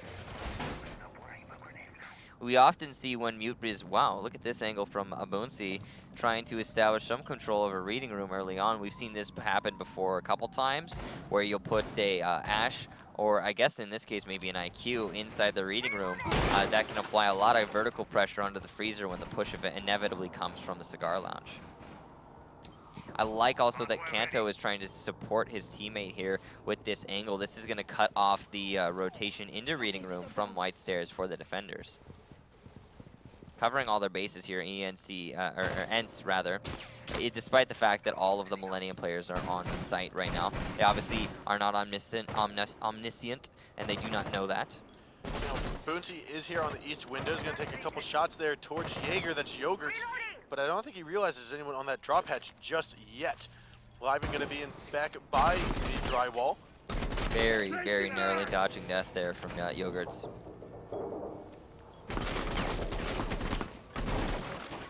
Shots getting opened up. Yogurts might be aggressive, try to peek on out, but no, he will be blind. He just had to tuck himself inside of the corner now.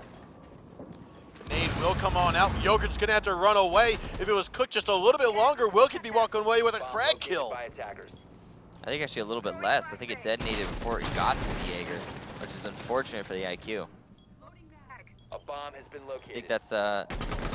Oh, a wonderful wall bang there, right on the Ranchero, dropping him out. That's going to be the 1-3 armor on the defensive squad being removed from play. 60 seconds to go. A 5-on-4. Panari, though, is drastically hurt. It looks as though not one bullet will be able to go through him without killing him. Live and taking that kill. Kanto going to get the trade as Yogurt's going to move in forward and remove Kanto. 3-on-3. Boonsy tries to repel in, but Stiz is there to finish it off. C4 is going to get tossed on over. He's going to wait for that and decide, okay, I injured him.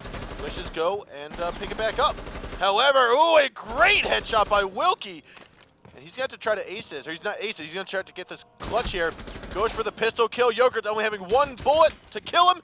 And he does just that. 30 seconds left to go. Plant is going to go down right here. So the fact that he doesn't have his rifle reloaded here is actually going to cost him a lot. There he goes. He goes for the reload. Realizes Hansen's there. The shots from that SMG-11. Millenium going to win this 5-2. A nice clutch out there from Hansen, almost a clutch there from Wilkie. But so the problem with this attack, and so they've swung twice, they've missed twice. The problem with the attack coming out here from ENCE onto that east side of the building is that they're only coming from the east side of the building. There is no pressure mounting on any other part of the map. And the times that we've seen that east attack work, it's been because the team executing has had also players coming from the red stairs, coming from piano, and it's a collapse. Let's take a look at some of the highlights from that previous match and see what really caused the Millenium victory there. And it was an amazing victory. I mean, critiquing, of course, look at that coordination there. Liven's kill through the window because of the mark from his teammate. Ranchero did a tremendous amount of work this past round and or this past map, and I don't think it should go unnoticed. I mean, here he picked up his teammate. This was a little risky. I mean, that was Boonsy, but nonetheless, the Blackbeard picked up his teammate, almost getting himself killed in the process, and that turned out to be just a non-successful trade for Millenium. Yeah, and again, Millenium, great coordination, great teamwork, great gunplay here to bring it to map number 3. Really a clash of the titans between these two squads. Obviously, it's a bit of a Finnish versus French matchup. You know, a bit of a national, you could say. And you know that brings a little bit of extra thing to the plate here because there aren't many teams out there. I mean, there aren't that have an exclusively one nationality thing going on. There are more in Europe than I think in the majority, less in Europe, obviously, and specifically in the European region. There aren't many teams that have one nationality going on, and it's cool to see both these teams going up against each other like that. Yep, and now we are going to get underway here with our third and final map in this best-of-3 series. ENCE took on the first map of Oregon. Second map went into the hands of Millenium on Cafe. Third and final map is going to be here on Chalet. Let's move on into the game and see just what operators we're going to be seeing for round number 1. Again, we haven't talked much about it since the beginning of this evening, but the importance of this series is going to be that the winner secures their spot in the playoffs from Group B. Now, that does not guarantee them a spot at LAN, but it does guarantee them the spot at continuing to fight for their own LAN invitation. The loser, however, will not be out of the running. They still are going to have a decider match to play, and their opponent is going to be the winner of our second game of this evening between the final 2 teams in Group B. Right, you are, Bloodbath. And now, Millenium going to be starting on defense. They will be going into the basement first. And meanwhile, we're going to have ENCE going on to attack. Now, we don't often see a basement defense in the first option on Chalet, and it's kind of intriguing that Millenium has opted for this. It's likely that we're going to see a very heavy roam game coming out from Millenium. We talked about this before. Chalet is a map that, while yes, there are plenty of maps that are similar to this, but right now the meta is that if you do not have a solid roam game on this map, you will struggle. Now we will see a Valkyrie Kim getting tossed out here by that west entrance, the southwest entrance of the map. So they're looking to hold Library here.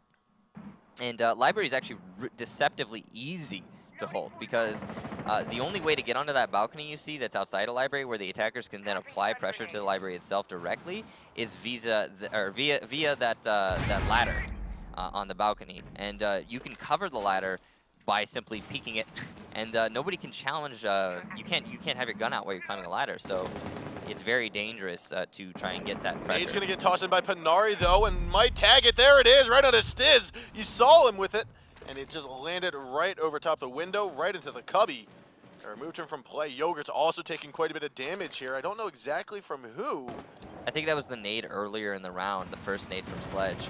And this is some great nade play coming out from ENCE, and also drone play. Look at that, marking for Panari on the push into this into the library. And you might think, well, library is nowhere near the site. What does that really mean? Well, first of all, they got 2 kills, and that's a big thing, obviously. But more importantly, having top 4 control. Shate, meanwhile, gonna take out Wrench here. It's all down to Liven and Hansen now in a 2 versus 5. But having top 4 control on Chalet is very, very important when you're making an attack happen. There are few attacks on the map as a whole that really can just ignore top 4 control. Kanto, unfortunately, not going to check his corners and moves in from kitchen hallway into the lobby. Liven will be there to take him out of count. Panari and Liven, last 2 alive still. However, Liven not on site, but he will be holding down the big garage push, which is actually not going to be happening. This is some good play from Liven here. When you're in this situation, it's such a man deficit, you need to get aggressive, make the plays, and get the kills before the push into the site actually happens. Because if you don't, it's just going to be a refrag situation. So nice on Liven to try and force that situation out and get the first kill for his team. Way off the site. Now we do have 45 seconds to go. Still 4 attackers, but we are not seeing a quick progression. Instead, ENCE is going to get as much information as they need. It looks as though Liven tags a second kill there as he goes on up the fireplace stairs. Gas grenade is going to prevent the push in from Garage. Liven still going on around. He's going to reload as he turns the corner. Wilkie will be there to meet him with a headshot. Last man alive. Hansen on to 3. Now, it does look like Panari gets finished off with that shotgun gas grenade combo. He's going to pick up that SMG-11, try to go for the kill through the wallbang, but it's not going to happen as he looks to the side. Wilkie's there with that AK-47 to finish off the round in favor of ENCE. Good attack there from ENCE. And it really all started, the finesse of that round was not necessarily the bar snowmobile garage take. That's very standard, that's very predictable, and honestly very counterable. However, the real finesse, the real amazing part of that round for ENCE was just clearing out that library. They not only got rid of the Jaeger before they started to try to nade, but they coordinated their grenades so very well that they only needed really 2 to make that push happen. Once you have control over the ladder and you can get onto that balcony, then it all becomes a matter of vaulting in and winning your fight. And they did just that. So great coordinated play from ENCE to establish control over the library and thus the top floor as a whole. And then from there, it was pretty simple on the attack, especially considering it was a 5 versus 3. Very basic bar drop down snowmobile take. So we are going to see bomb site rotate upstairs. Actually, not even rotate, just the first bomb site here for for ENCE. And this is what we expect to see. I mean, I don't think it's kind of weird that Millenium went down to the basement first, as kitchen trophy is usually considered to be the superior of the 2 sites from the majority of teams. And we saw with the lineup, the attacking lineup from ENCE on the last round, that regardless of whatever bomb site it was, they were prepared for it. And that's one of the things about Fuse and his viability on this map. Yeah, no, Fuse is definitely amazing on Chalet. He can be used on, like you said, any bomb site, really. But yeah, arguably not bar, but still at the same time you could use him on bar as soon as you take control of the library, but it's just it's a daunting task. Whatever the case be. Yeah, we are seeing an IQ coming out here for Millenium, and I think this is the first time they've brought an IQ to the field. We have seen it played a little bit by ENCE so far today, but it's a little bit different having Liven on top of him right now. Now, could be wrong about that. Stiz will nick the shoulder there of Shate as he exposes his elbow. So a nade's going to get tossed on in, and you can't see the heartbeat sensor of a nade that doesn't have a heartbeat, and therefore Shate will catch that full force, opening up the drop hatch and forcing him out of commission. We've seen some really good nade play coming out from both of these 2 teams, and it's putting the attackers in a great spot right now. Ooh, Yogurt's gonna pressure onto this kitchen window with his Blackbeard shield. Wait for the mark and spray the wall.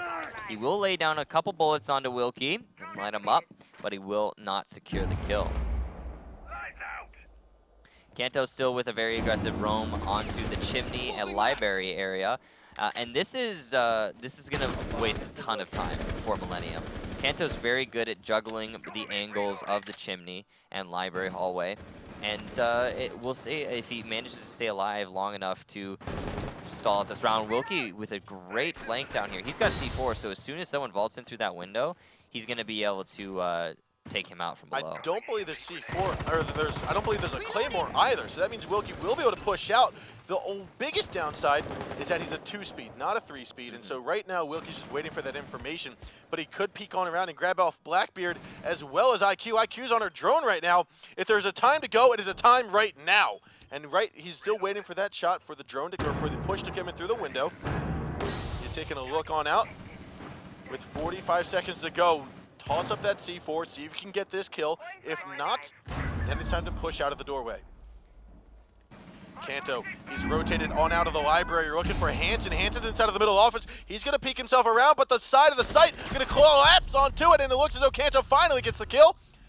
And we might be seeing a victory here from ENCE. 20 seconds left. They're going to have to funnel in through the window. Looks like a drop by Ren. Shiro's going to move into kitchen. He gets taken out of commission by Panari. And we're also going to have Lyman removed from play by Boonsy. You've got 2 on 4 now, and then Wilkie going to try to move on out. Will he stay put? Panari comes in hard with MP7 kill. Yogurts tags 1 down, but gets traded out by the pistol from Panari inside of kitchen. Good defense there from ENCE, but honestly just a little bit of a half-hearted attack from Millenium. They did the very standard attack. So the early nade onto the Pulse would put them in a good spot, but then it all started to fall apart when they took upstairs control and didn't really utilize it at all. They started to sledge open the office to push people off of dining, but they're not pushing dining, so that kind of became a null factor. They even had some pressure coming into the kitchen, but again, they're not pushing the kitchen. They're just trying to vault in through the B window right now. And eventually it just became a case of, hey, let's all funnel through the B window and the kitchen drop down 1 by 1 and just get eliminated 1 by 1. And yeah, now because of that, ENCE is in a 2-0 lead over Millenium. This is reflective of the same thing that Millenium had going on the previous match, Cafe. In the reverse, obviously. Now, we've seen the castle play come out here on this bomb site before, and it's been devastating for attacking sides or attacking squads that push slowly. Yeah. Because they'll use all their or all of their either breaching charges, nades, whatever it may be, their hammer, their sledge might go down, all up on the first 2.5 minutes, and especially on the fireplace entry point, but not necessarily from dining into kitchen. And that thwarts a lot of attacking sides. Yeah, it also changes the angles for the defenders, of course, but that's something you can adapt to as a defender, especially if you're conscious of it. The thing is that castle barricade between the dining table and the kitchen is great because the attackers aren't necessarily going to expect something like that. So they won't have, like you talked about, they won't save their utility. So I like this camera setup from Steez. It covers the entire building, basically, the entire building that matters, all of the outside of said building. One of the cameras will be taken out, probably arguably the most important camera, but at the same time, there's still other options for Steez. Yeah, now Steez, like you said, that camera was going to allow him the ability to head out onto the balcony. But Renshiro here inside of the library is going to be looking on through the window, picks off the cooked nade there. Okay, so nades are all well and good, but sometimes you just need to shoot it, dude. And this aggression onto the library is being thwarted right now by Millenium. A great play by Renshiro here.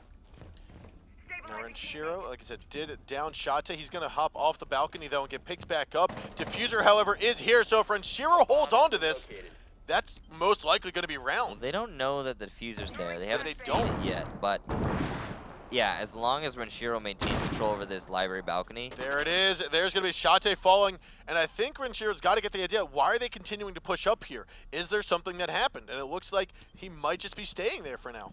I mean, he doesn't need to leave. He has full control over the balcony. There's no reason for him to rotate off of this. And meanwhile, you're right.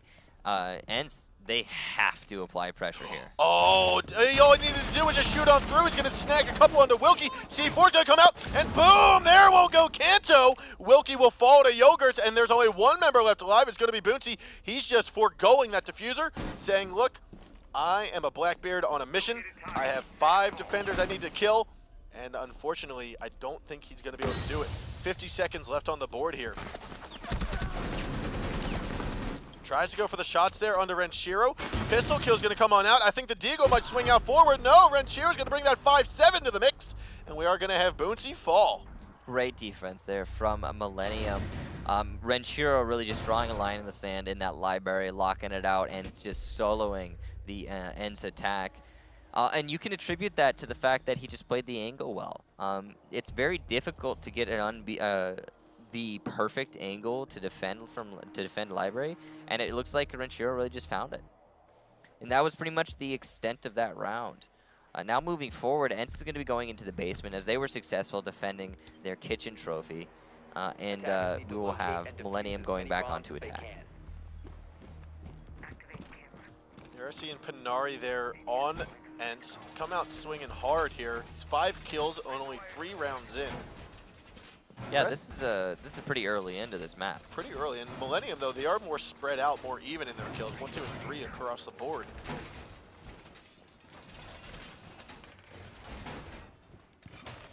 Yeah, Panari's been having some great moments for his team. And we're going to be seeing... Kicks, you just got banned by BattleEye, it just says. Did I? What? It said Kicks Dash got banned by BattleEye. Oh, cool. Fun stuff. Don't know how you're playing and casting at the same time, but I want your talent. Yeah, right? Attackers have recovered their diffuser. Attackers must locate and defuse. Now we are here, round number 4, getting underway. Wilkie gonna hold down the back gaming room hallway stairs. Again. I think that's about the it's probably about the 4th time now. Of what? Getting banned by BattleEye. Not me actually, but somebody with my name. Now we do have still Wilkie roaming up top, looking for some drones so we can stay put here without trying to be detected. Yeah, and this is just Ents trying to maintain control of that top floor. We talked about it before, but on Chalet, you really need to have a presence on the top floor as the defensive team. It's a lot harder to hold roam in Master and Offices, as you can see, they're not doing that.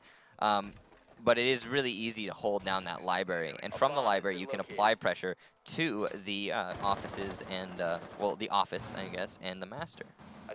Kanto's going to be inside of L, looking on down through the doorway that's been opened up. Now, fortunately for the attackers, they have not entered in just yet. They're going to take some time to drone it out. Yogurts will spot Wilkie. And I don't quite know if he saw the Jaeger either. Machira's going to take out Shate, and that's the Mira. That's one of the anchors, the hard anchors on the site. Gone. There it is. Wilkie going to go to challenge Yogurts after his shield got destroyed by Kanto. Goes on top with another shield here, and Panari, like you said, took out Renshiro. Now a 4-on-4 still.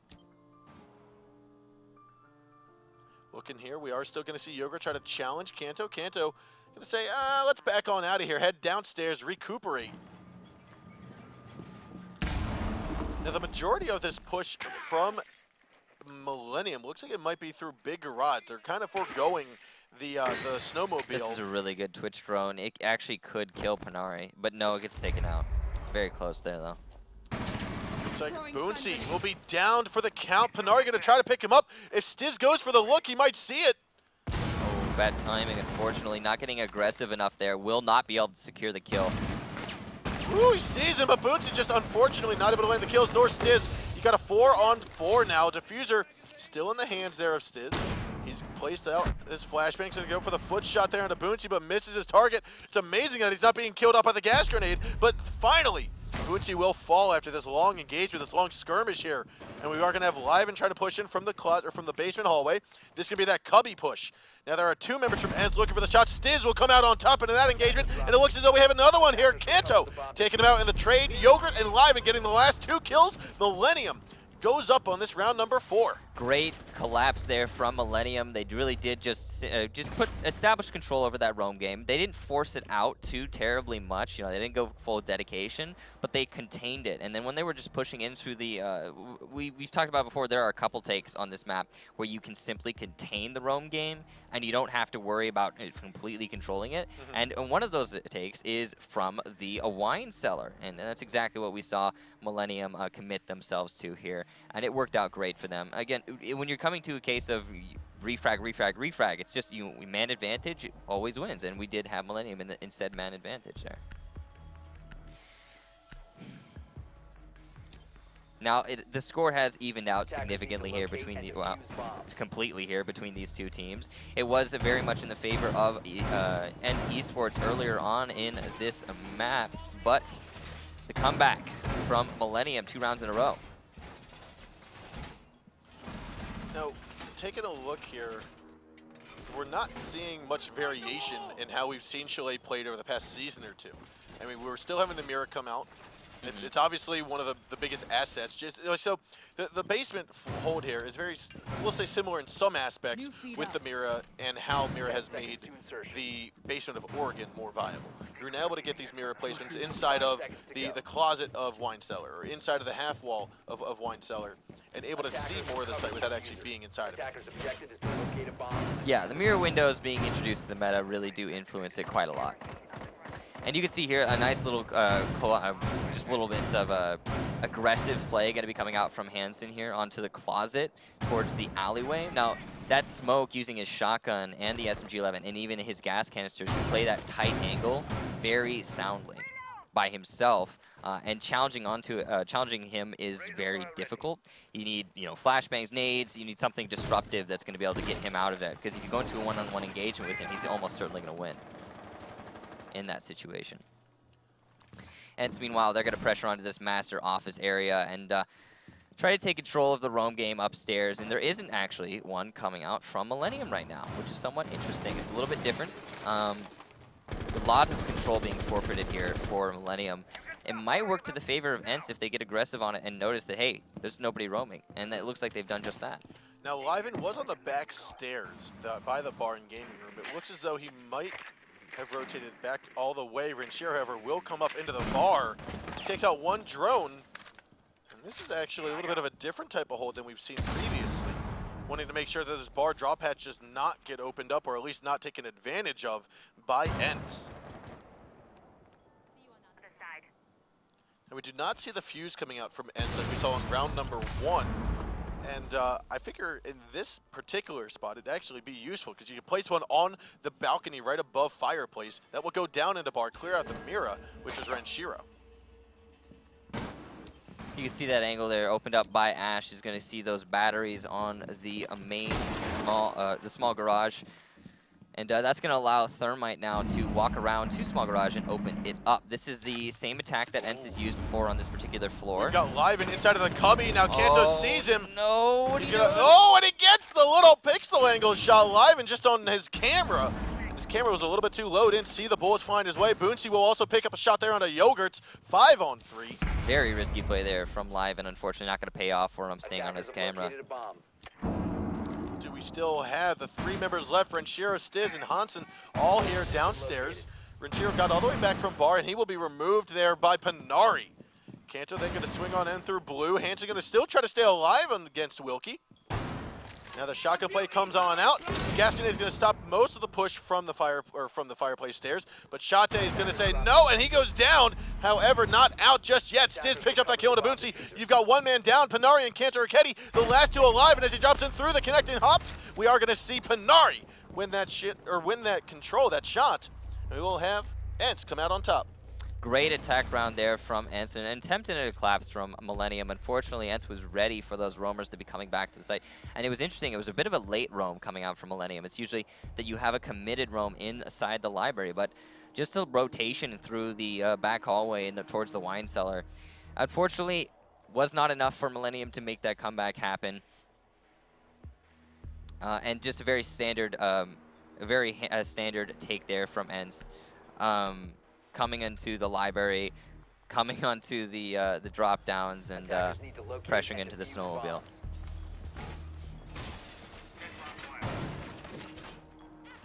So, Panari still up here on top of the board with 8 kills. Look at him really stepping it up for his team.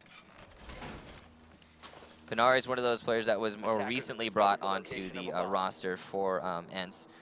You know, of course, Shate, Boonsey, and Wilkie are 3 of the older players on this squad, but all of the players, regardless, have been, you know, together for quite a long time. You know, they've all known each other, they're all Finnish, they've all been in the same little pocket community for pretty much ever. I mean, Kanto Raketti only recently turned 18 in the last season, and you know, he had been before that he had been getting groomed to get brought onto this roster for quite a long time.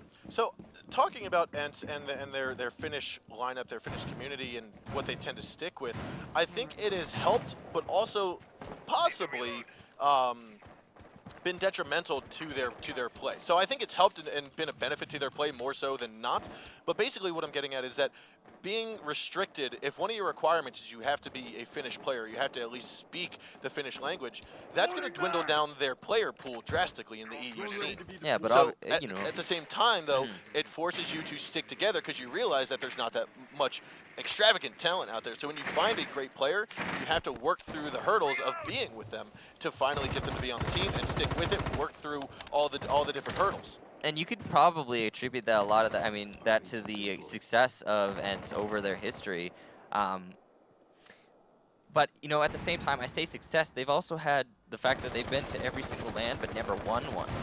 They've always struggled to get that final victory, and that actually might be, you know, that limiting factor playing its, rearing its ugly head.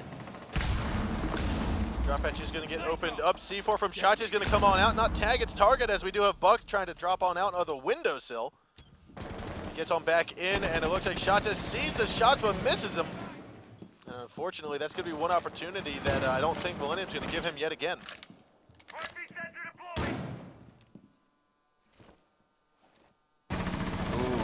Renchiro's head just barely being missed here by Panari. That was very dangerous for Panari to challenge, but as long as he didn't die, it doesn't matter. He's going to fall off this roam. That's smart. So much pressure. Panari's going to have to drop off. He's going to go to the back of the stairs. Kento's still playing his chimney game. He's very good at this, playing these angles, juggling them back and forth. He's going to try and waste as much time as he can here for the attackers. Estes will fall off the windowsill and move on over to the lobby as Shate gets injured. I believe that was from Liven. There's it was from Liven inside of the kitchen window. That's going to be the first member from ENCE being taken out of commission here on this round.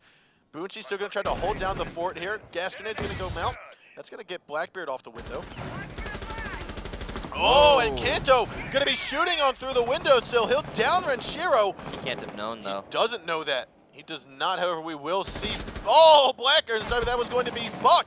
Not Blackbeard. That's Hansen getting down by Kanto. Again, we are going to have a bleeding out Renchiro over here. Yogurt's going to try to move on over, pick him up here. He will get picked up, but there's only 17 seconds left to go. That's not a lot of time for this attack. They don't have time to. The gas grenade is going to come out. Boonsey realizes, okay, the window's going to push. Boonsey tags that kill into Liven, and this round will go into ENCE here. Wait. No, it might not. I spoke too soon. Joker's going to get one shot down. Stizzy's just got to go for the shots. Boonsey moving forward, going to go for the knife. Can he get it? Yes, he does! ENCE going to get this round on round 3. Round 6, it's now 3-3. Woo! Back and forth between these two teams. Match point now going to be coming out. Oh, sorry, 4-2. Yeah, not 3-3, 4-2. Yeah. A match point going to be coming out for ENCE now. They are going to be going on to Attack of the Kitchen trophy from Millenium. And what a round that was for ENCE. I mean, we had Millenium full control, man advantage, everything going their way. And then suddenly, Kanto Raketti stepping it up, coming off his roam game, getting extremely aggressive. Then after he kills one player, downs the other at the last 20 seconds, and then rotates back to site, they still manage to lock it out with a nice hold of Boonsey in the trophy room. Well played all around for ENCE there. But will Millenium be able to bring it back into overtime? They have to win 2 rounds in a row to bring it to 4-4 in order to win this, or well, bring it to overtime and then even have a chance at winning. Yeah, I mean, we're going to have Millenium needing to secure 4 out of the next 5 rounds, basically. So, yeah, so, okay, so Sisu has an attack and a defense to lock this out, to deny overtime for Millenium. If they lose this attack, then they still have the defense, and that's enough variation to like say that it's really on Ents to not throw it. I said Sisu again, didn't I? No, you said Ents. We're good. Okay. I thought I said it maybe earlier. Oh, this angle coming out from Boonsey, not going to find its target. This is a very common angle that you do see played quite a lot, and unfortunately for Ents, it's not going to work out here. Makes a lot of sense, though. I mean, it would have been kind of embarrassing if Millenium had lost a player to that early on. Now, Stiz looks like he might be outside. Yes, he is outside of the office here. And the last time he was actually playing inside, trying to get a nice early shot there with his cameras, but it got destroyed there by Stiz last time. Yogurt, however, will pop out, grab that shot. Now he's actually going to go on outside, looks for the kill, gets Yogurt, or he's going to grab the double into Wilkie and Bootsy. And it looks as though he will not necessarily heal. He's going to keep on going all the way around town. How did he get back inside that easily? He's going to try to pop on out. Grabs a shot there. Can he go for it? Oh, you got to get it. There he goes. And Yogurt comes out on top in that engagement as well. Could this be an ace? No. Kanto says, drop it, get down. And a 1-on-5 going to ensue here for Kanto. He gets rid of Yogurt, and that's going to mean he needs to get 4 more. He's got plenty of time. It is an Ashe, which means she's capable of doing it. Yeah. She's got the summoning powers of demons. Plus, this is Kanto. Kanto does win these. Yes. But it's basically going to be up to Millenium to lose this. Yeah, Kanto cannot win this. It is up to Millenium to lose it. Right, right. There would have to be some tremendous throws coming out here, but it's not going to happen as Renshiro peeks out around the office window. Boink. And finishes off Kanto Ketty. And all he's going to do is just look, sees it, doink, and down it goes with the double tap. Yeah. Now, we do still have match point, though. No overtime. Millenium, despite winning that round, is in a 4-3, and Ents. Now all they need to do is win their basement defense. Which, if I recall correctly, Ents did not start out on. It was Millenium that started out downstairs. Ents went upstairs. And so this could be their secondary bomb site, not necessarily their strongest point. I mean, yeah, secondary in preference, but sometimes in strength, it's up to the attacking team as well. How good is Millenium at attacking the basement compared to the upstairs? And just going to go ahead and say this, they actually have been really good at attacking this basement. They've got some really good really successful wine cellar takes in the past of this particular match.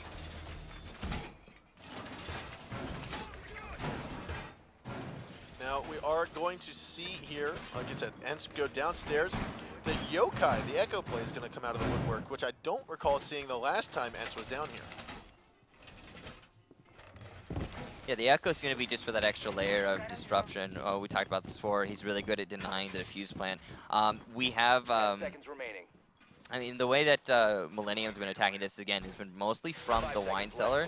So it's probably going to be, you're going to have the Echo playing on the B-bomb site and having his drone all the way in the wine cellar. He could play the long angles with his ACOG, and then he can also disrupt for his teammates using his drone. Very useful. It does look like it's going to be a wine cellar take from Millenium as they shift themselves on over to the north side of the building. Got Wilkie still holding on the back stairwell. But again, even if you want to push in from the large garage and from the external kitchen stairs into the wine cellar, you can't necessarily afford to not clear out the kitchen, clear out the dining, clear out the trophy room. You might be able to forego clearing out the top floor, but you're going to need to have an attacker hold on to the flank from trophy or from kitchen. Yeah, and we do see Millenium trying to focus on clearing out those roamers before they actually apply the pressure into the wine cellar, and that's smart. Having their bases covered there is very wise, especially considering they don't actually have to. Like the wine cellar attack isn't one that takes much time, so they have a lot of choices here, and they're just trying to capitalize on every single second. Yep. Seeing Kanto roam in the chimney yet again. He's been doing this pretty much throughout the entire map with his Jaeger play. Gives him a lot of control over the top floor, but ultimately, if he gets challenged by Yogurts, I mean, it's a Blackbeard he's likely to lose. Yogurts is going to drone him out here. So we We'll have to see if there's going to be a little engagement. Oh! No! A good peek out there by Shate to get rid of Stiz. That's the Hibana gone.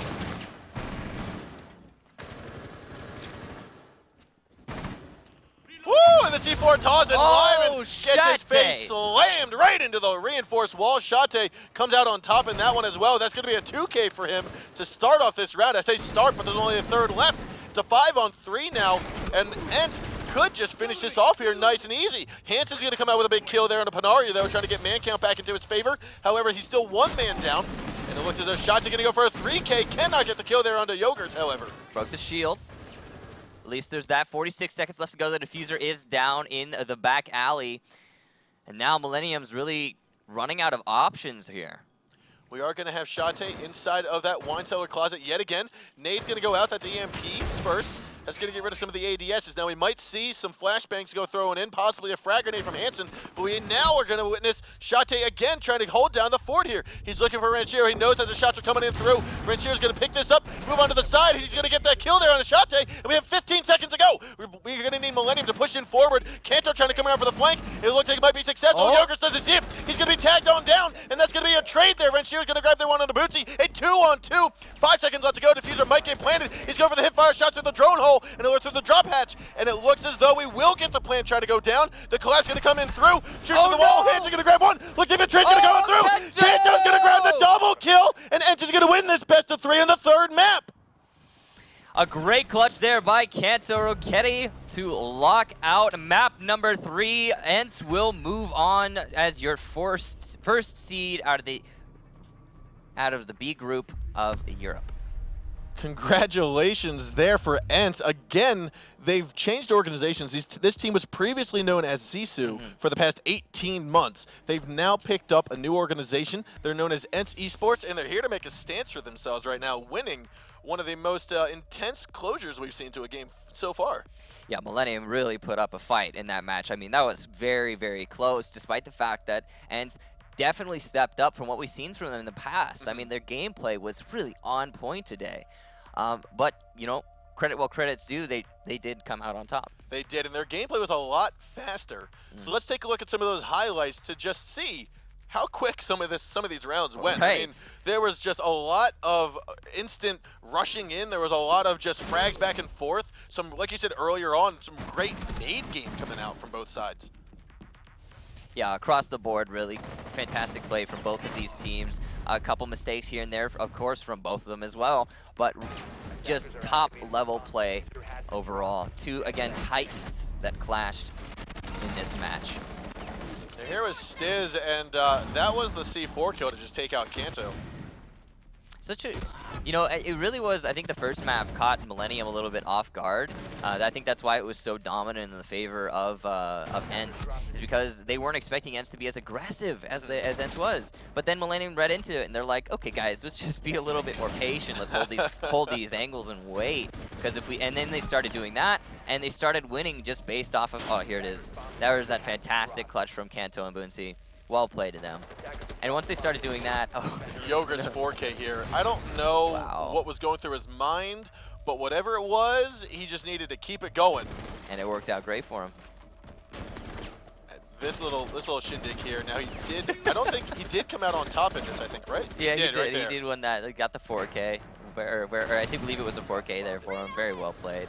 Chateau, this is the last round here. Chateau with some amazing play inside this wine cellar closet. Great game sense there. Tosses it out. Livens are like, I'm already committed. He's going for it. And it's just his face will slam into the wall. And good night, goodbye, diffuser, and see you tomorrow. He actually flies on through the hole. I missed that the first time.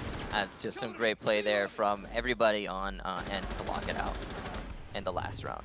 So wonderful job there by both teams, Millennium and Ents Esports. However, as the score shows behind us, Ents came out 2-1. Now again, Ents will move into the playoffs. They are guaranteed their spot at their chance for LAN. Millennium, however, is going to have one more match to fight next week against the victor of our next best-of-3 matchup, their next best-of-3 series. So ladies and gents, please stick with us as we get underway with gBots and unKnights in our next game.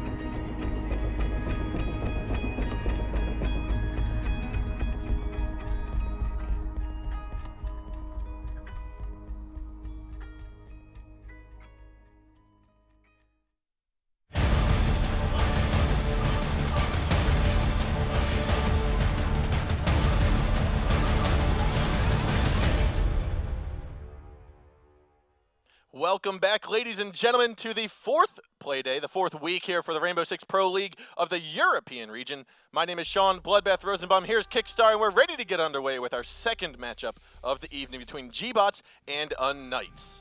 Yeah, the previous matchup that we got to watch was the newly christened team that was previously known as Sisu coming out on top over Millenium and really showing us that they are having what it takes to push themselves forward in this particular season.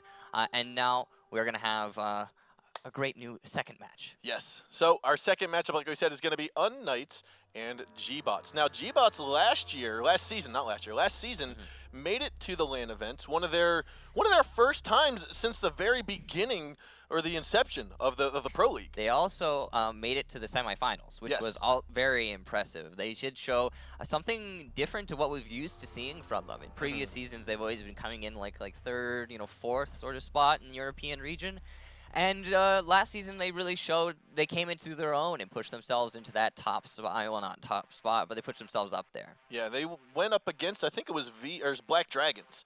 And Black Dragons, as we know, is now the team called BRK Esports out of the Latin American scene. And they went on to the championships to fight against Penta, unfortunately losing. But they have been making a statement down in the Latin American scene. So to go up against them and take them might have been a big feat for them, I would say. It was impressive. They did really show that they have a lot of skill. And going up against unKnights. unKnights is a team that also has been showing a lot of promise. Yes.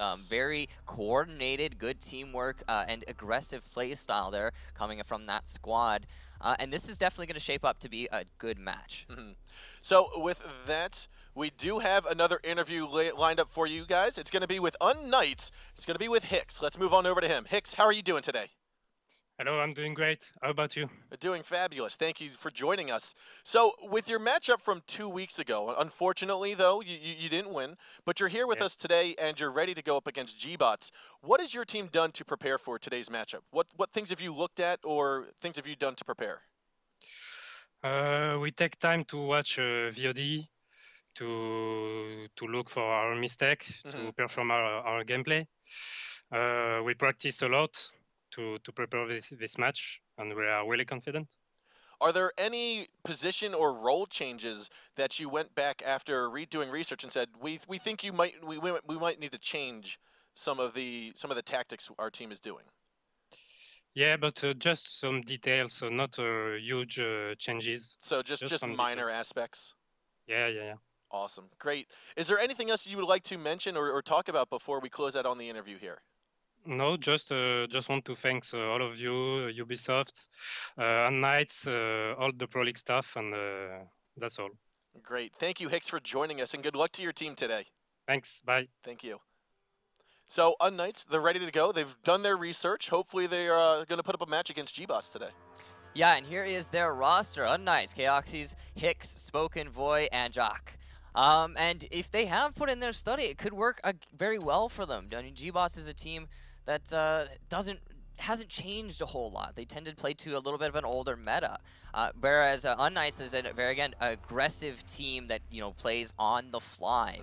And here you can see their statistics, and this is of course based off of one single match. But as you can see, pretty decent stats coming out here, especially considering that they lost that first match. Yeah, I think it is worth noting, though, that unKnights took Sisu to 2 weeks ago, took Sisu, now ENCE, to 3 maps. Yeah, and that's impressive by itself. I mean, again, ENCE is the team that just won out against Millenium, and it was a slog. So we could have very well have been unKnights in that winner's match if they had been against some other team in the first bracket. Now, again, we're seeing Spoken with that IQ pick, which we saw previously. And that, again, I think we saw during the last matchup, IQ proved to be quite useful, especially on Oregon, spotting some of those external Valkyrie cameras, as well as just some of the all-around constant gameplay. Her guns, we saw her do some damage with those. I mean, she's got the AUG, she's got the 5.52 Commando. There's a lot of options when it comes to IQ. But in general, yeah, she's a situational pick, but at the same time, you're finding the situation where she needs to be picked more often than not coming into being. I mean, on maps like Chalet, absolutely. Consulate, yes. Border, even. And I think that that's making her a lot more prominent as an operator's go. It does, and I believe we will see more of her. But we are going to move into our second interview of the day. Or fourth interview of the day, I guess, second for this series. It's going to be with a member here from gBots. Let's move on into the interview. So here we have SBNNNNNN. How you doing today? Yeah, I'm fine, thank you. How are you too? We're doing very well. Thank you for joining us. So this might be one of the first times that we've had a member from gBots on the interview list and being able to join us here. What can you tell us about gBots and their team in general that we don't necessarily know much about?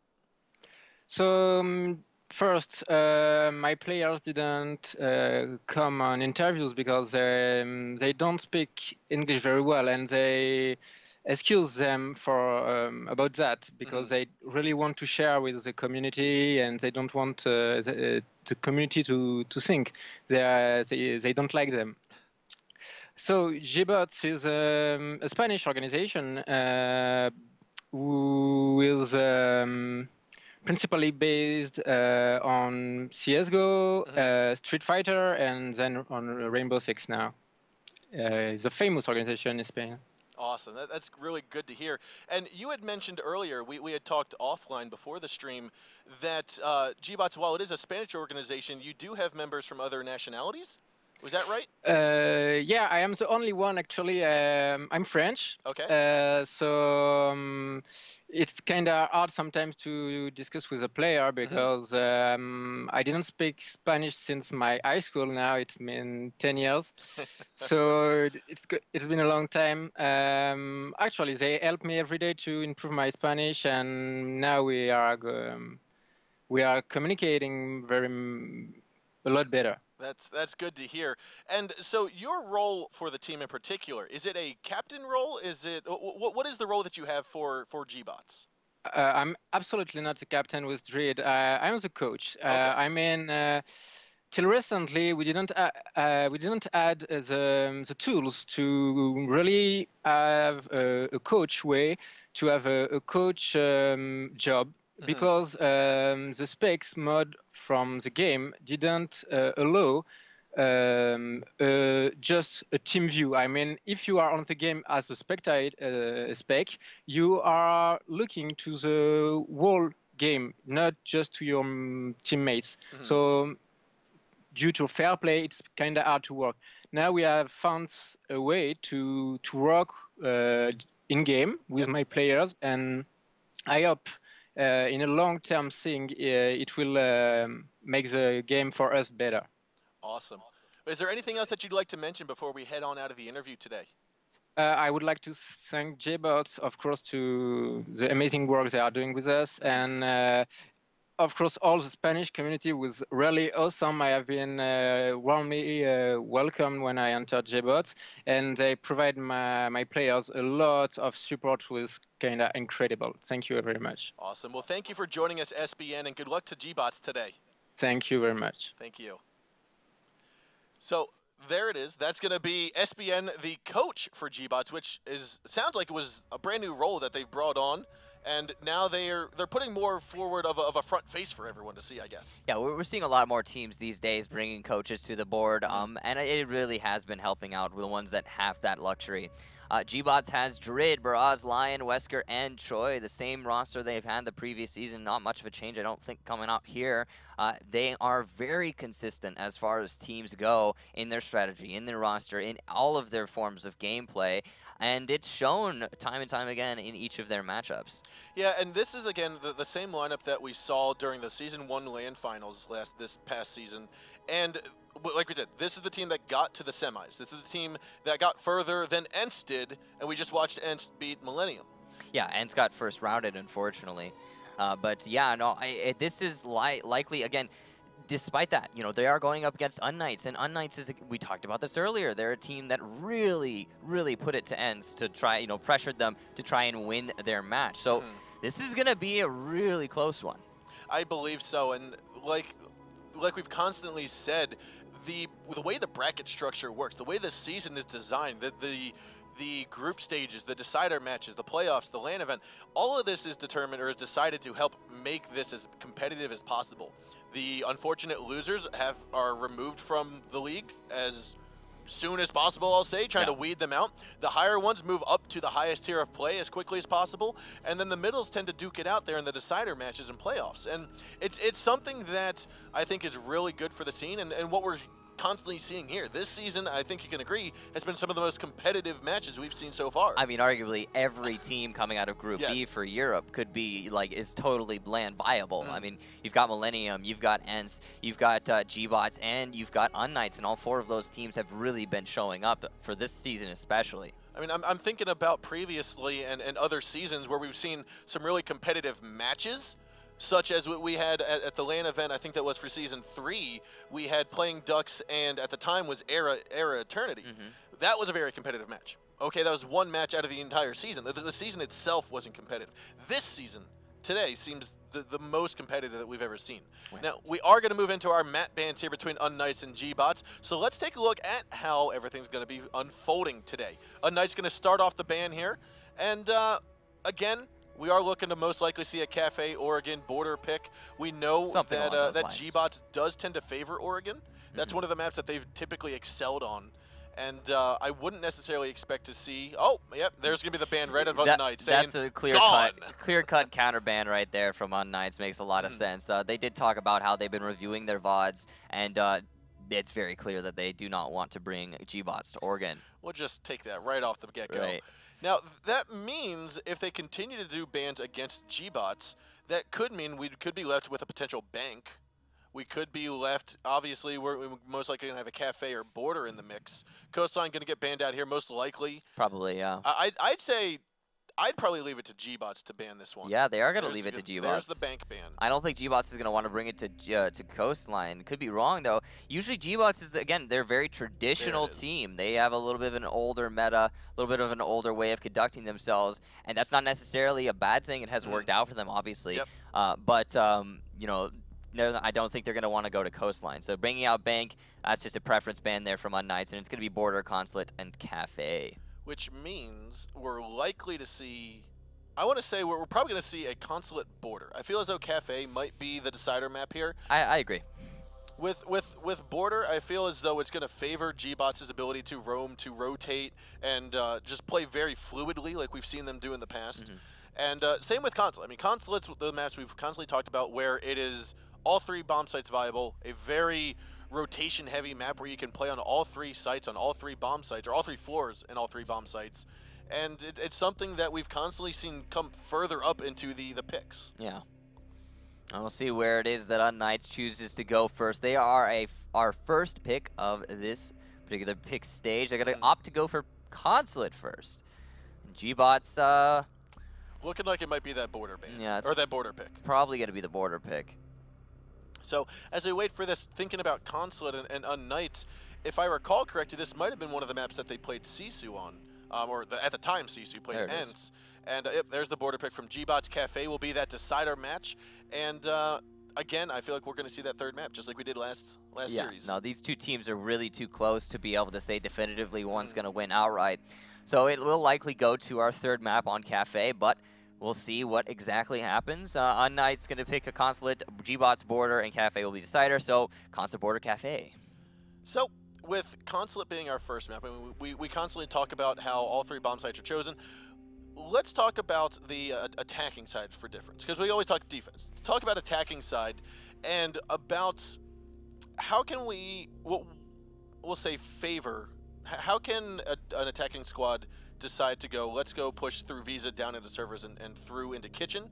And how do they make that decision as opposed to what is oftentimes the more favorable spot of pushing it through garage? When it comes to attacking on Consulate, I mean, usually you're going to see someone attack from either the east or the west, right? No matter what floor you're defending. Yep. And there's many different variations on all of those floors, unless it's on the first floor. I mean, on the first floor, it's either going to come from the top or the bottom. Yeah. But yeah, I mean, it's all preference, and it's all how you see the defenders setting themselves up. So with that, we are going to be getting underway here momentarily with our first map of this best-of-3 series.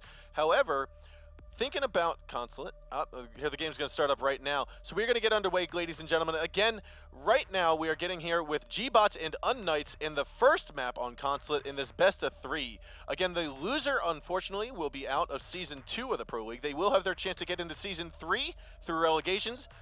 The winner of this series will then go on to face Millenium next week. Let's take a look here. gBot's going to start it off on attack, unKnights starting it off on defense, and we are ready to go. Console office meeting room, that's that top floor, going to be defended first thing by unKnights. And that's pretty common. That's what we're used to seeing here. No IQ going to be coming from gBots, and that is likely to see Valkyrie cams outside. Very heavy presence there. Going to be put onto the attacker. Actually, there is an IQ coming out of the last second from Drid. That's a good pick there. Again, IQ finding a lot more use, especially on maps like Consulate, getting rid of those cameras outside, even inside the bomb site, to give you a lot of warning in when you're making your final push. And this top floor is oftentimes played similar to the top floor of of Cafe in regards to the pulse play. We'll typically see the pulse play underneath, whether that be in the main lobby or be over in the piano room. And that's another thing that Drid's going to be looking for. Where is that heartbeat sensor coming from? Yeah. 10 seconds left. We do have that pulse, we do have that Valkyrie, and we might even see a double roam downstairs utilizing that C4 as much as possible. Both the Valkyrie and the pulse. See how they choose to conduct themselves here. We have seen a lot of C4 coming underneath the printer room specifically, and that has been very successful for a lot of different teams. And we're going to spot Jacques, who is the pulse. He's going to be inside of servers, looking up towards the floor of Visa. Now, fortunately for gBots, no one's going to be spawning over that side. They've all spawned it out by the courtyard and gas stations over by the police line as well. Lion, however, will work his way here into the north end, the north windows of Consulate. We have a very spread out gBots attack here. They're covering a lot of their different bases. Looks like they're situating themselves for a B bomb site take though, as Baraz repels up onto the B windows. Playing that Blackbeard here is going to be very hard for any of the defenders to really challenge onto and beat. Now that is a very practiced angle that we see Kaoxi in, because right now he's very close to being exposed through the corner or through the side of that window. So he knows that he stayed here, waiting for one flashbang to go through. ADS going to go out and try to stop the next two from coming out. There it is. Now that will get rid of all three. Another ADS going to go flying here. I like that Kaoxi is saving his ADSs, knowing he needs to stay alive in this position by denying the grenades. Very dangerous here, though. Yeah, Drid is most likely going to try to throw down one grenade here. You see him cooking it right now. He's going to look at it for his death and oh, he misses it. Second one going to come flying. Oh. Kaoxi sees it and he will just skedaddle on out of there. Looks like he takes a little bit of damage, about 40% health through that nade. However, that's both nades from the IQ from Drid. That's all three flashbangs from Blackbeard. That's Baraz. And this is looking very good for Kaoxi, able to take out 5 sets of utilities.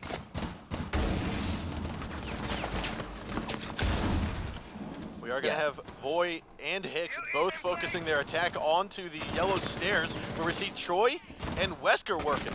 Both of those nades missing their target means that the Jaeger did manage to stay alive, and because of that, this time is just dwindling away for the attackers, while they still do have the man advantage. Ooh. And now extended by taking out Hicks. Nice shot there by Baraz. Now we are going to have Kaoxi be one of the last men standing here in the corner office to try to stop this. He's going to be pushing on in, takes out Lion, and we have Baraz. He's got to go for this as well, but Drid forces his way into the site, and that will be down, down, down as the Bandit and the Jaeger go down.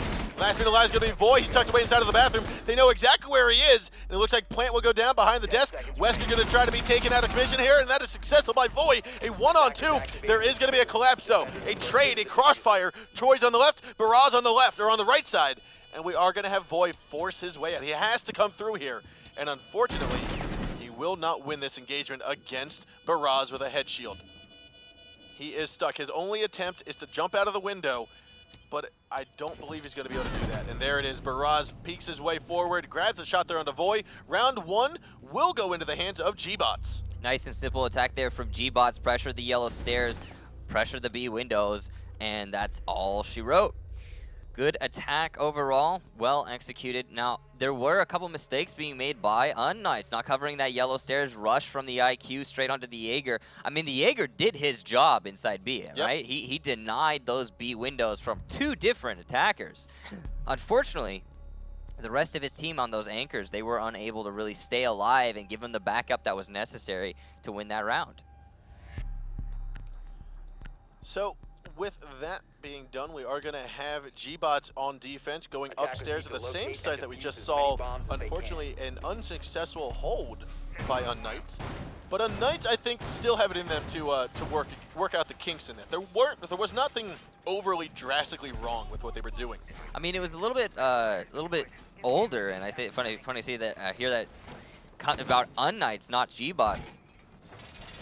But what we have here is gBots doing the slightly newer defense setup for this top floor, opening up the B wall rather than closing it off, and that's going to allow gBots to play the B bomb site from the yellow stairs, extending themselves just a little bit more. But at the same time, it's difficult for the attackers to get rid of a defender who's holding firm on those yellow stairs. So yes, extended, but also even on top of that, even if you get rid of the guy who's playing dedicated yellow, then there can still even be roamers for gBots further downstairs who can rotate out at the rotate back up at the right moment and deny that defuse plant in the B bomb site.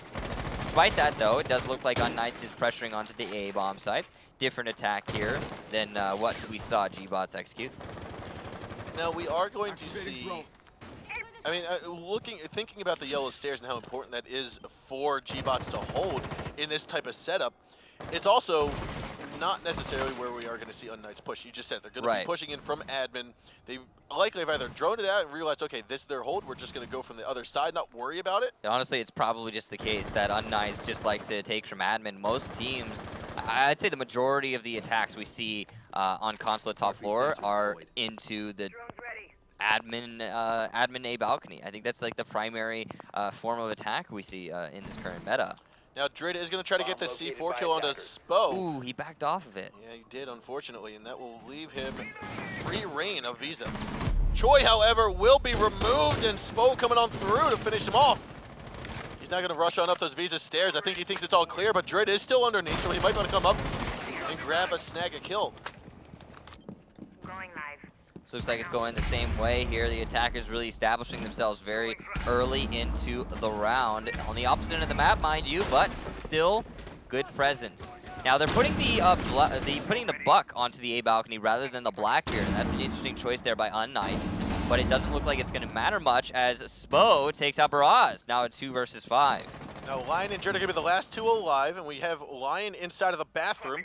Drid got his way over into the connector. And Drid with that heartbeat sensor. Oh, looks like Spo heard it. He flicked his wrist right on over and just barely missed the head there of Drid as he scooted into the corner. Now Spo realizing that he's inside a connector, he's going to go underneath and try to use that ash charge from below. Nadric going flying in. There's no more left on Voy. And there he is. Drid will be there. Now Lion's going to be taken out of commission by Chaos. And Drid tries to challenge this, but unfortunately he will not come out on top. He's going to go ahead, take out Chaos. And then Spo swinging on up from the yellow stairs to remove Drid from play.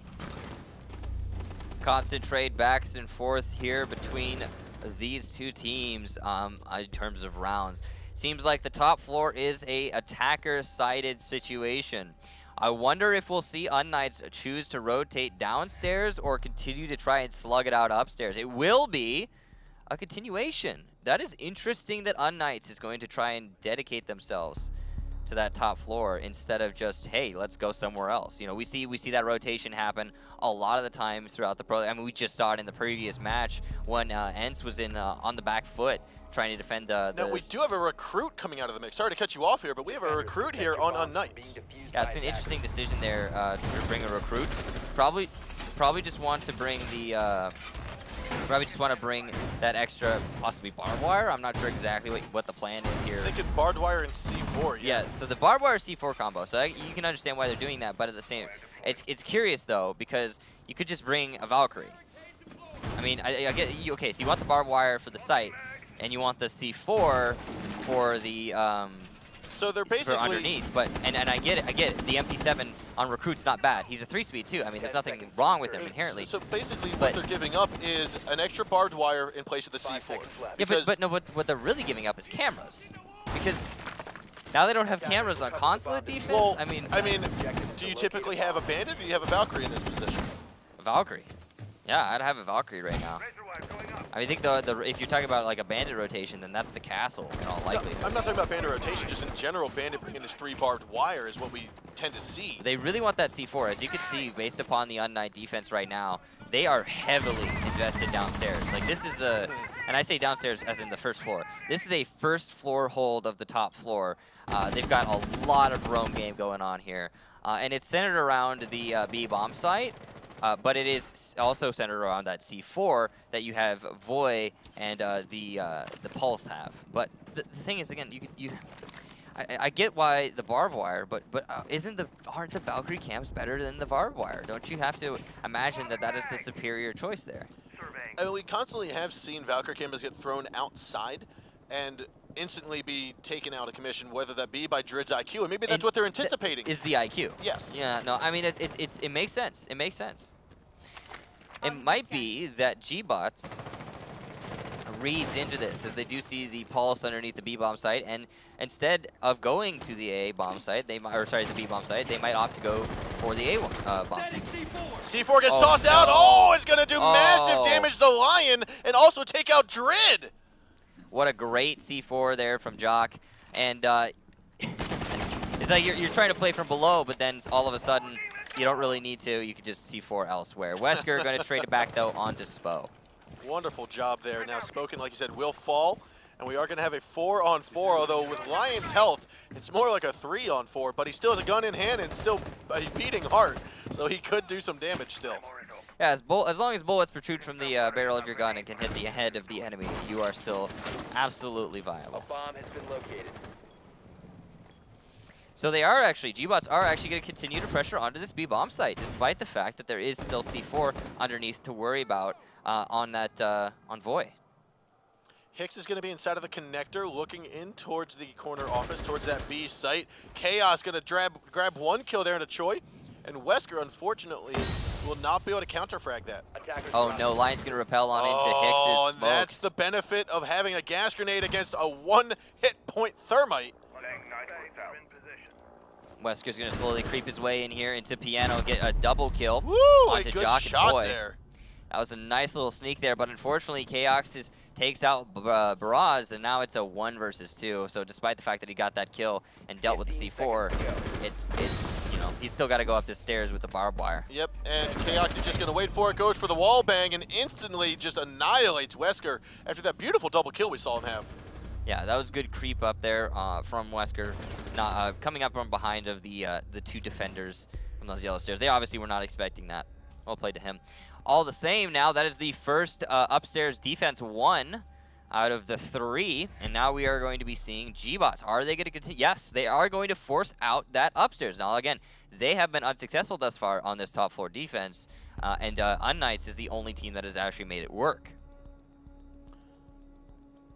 Now, taking a look here, they actually, you talked about it last round, there was so much investment in that main floor hold. It was very different than what we've seen. We haven't necessarily seen 3 people, especially a recruit-style themed 3-man hold from underneath. Yeah, and I'm still curious about that recruit choice. That is such a perplexing decision there by unKnights. I mean, the cameras can help even if you just put them in the site, because then that's aiding the cause of C4ing from underneath. Imagine in that situation, you have your recruit, you have your pulse, okay? They're playing underneath. You got your castle, and he can obviously help supplement the C4 with his impact grenades, right? But for the most part, he's just playing downstairs to help you stay alive. And your pulse dies. Or, yeah, your pulse dies, he gets taken out of the picture, then you have no way to know where it is the attackers are planting. No way. You can't tell. Your anchors are all dead, your pulse is gone, there's no cameras on the site, and they're just planting wherever the heck, and despite the fact that you have the C4, you can't really do anything about it. So it's really interesting that unKnights is going for that, but you know, it makes sense at the same time. That recruit is very, very good, and the barbed wire is super useful. I mean, the MP7 is absolutely viable. You saw how quickly right now Wesker threw out 1 drone or 1 camera to the northeast end of the map, and within 5 seconds of the round starting, it was already taken out. Well, that's what I'm saying, though, is you could just put it in the site. As well, you know, having that extra info, whatever. It doesn't really matter. unKnights did come out on top there, and you know, bringing that recruit absolutely worked for them. So that's a good choice for unKnights. Though we are moving now into the next defense for gBots, and we'll see if they're able to make it work without a recruit. Maybe it's that lucky charm that on the recruit that they really need to get these round wins. Now it's so I'd say odd to see Drid move off of server when he's already identified 3 people outside of Visa that he could have the potential to throw this C4 up at. He's gonna instead try to challenge these, Bomb located by attackers. directly onto this Ash. There it is. They're going to collapse together, and he was there for the trade. Choi, however, doesn't need that much help as he did take out Spoken. Jacques, however, will get rid of Lion with a frag grenade. And again, we see Voy instead of the Blackbeard on this A balcony. Now this is an interesting decision by unKnights. One of many. We're going to spot Wesker, try to get on out of connector. Nade's going to go in towards Barrage. I don't think he was ready for it. That's going to do about half his life down. Wesker's still here. This is one of those cameras right above the soda machines by printer doorway. He's going to be spotted out. That's going to be the sledge. That's Jacques, who's now has a known position. Now coming up from underneath, Baraz and Choi looking to try to come up those Visa stairs. Someone's going to have to go and challenge this. You can see here unKnights just poisoning themselves to push into that A bomb site. There is nobody from gBots who can readily stop it, really. They're just looking for that retake opportunity, and Baraz is just waiting for the perfect opportunity or a chance to flank. I mean, this is Kaoxi's position. He doesn't need to because the rest of his team is going to clear out the site. They're going to go in for the push.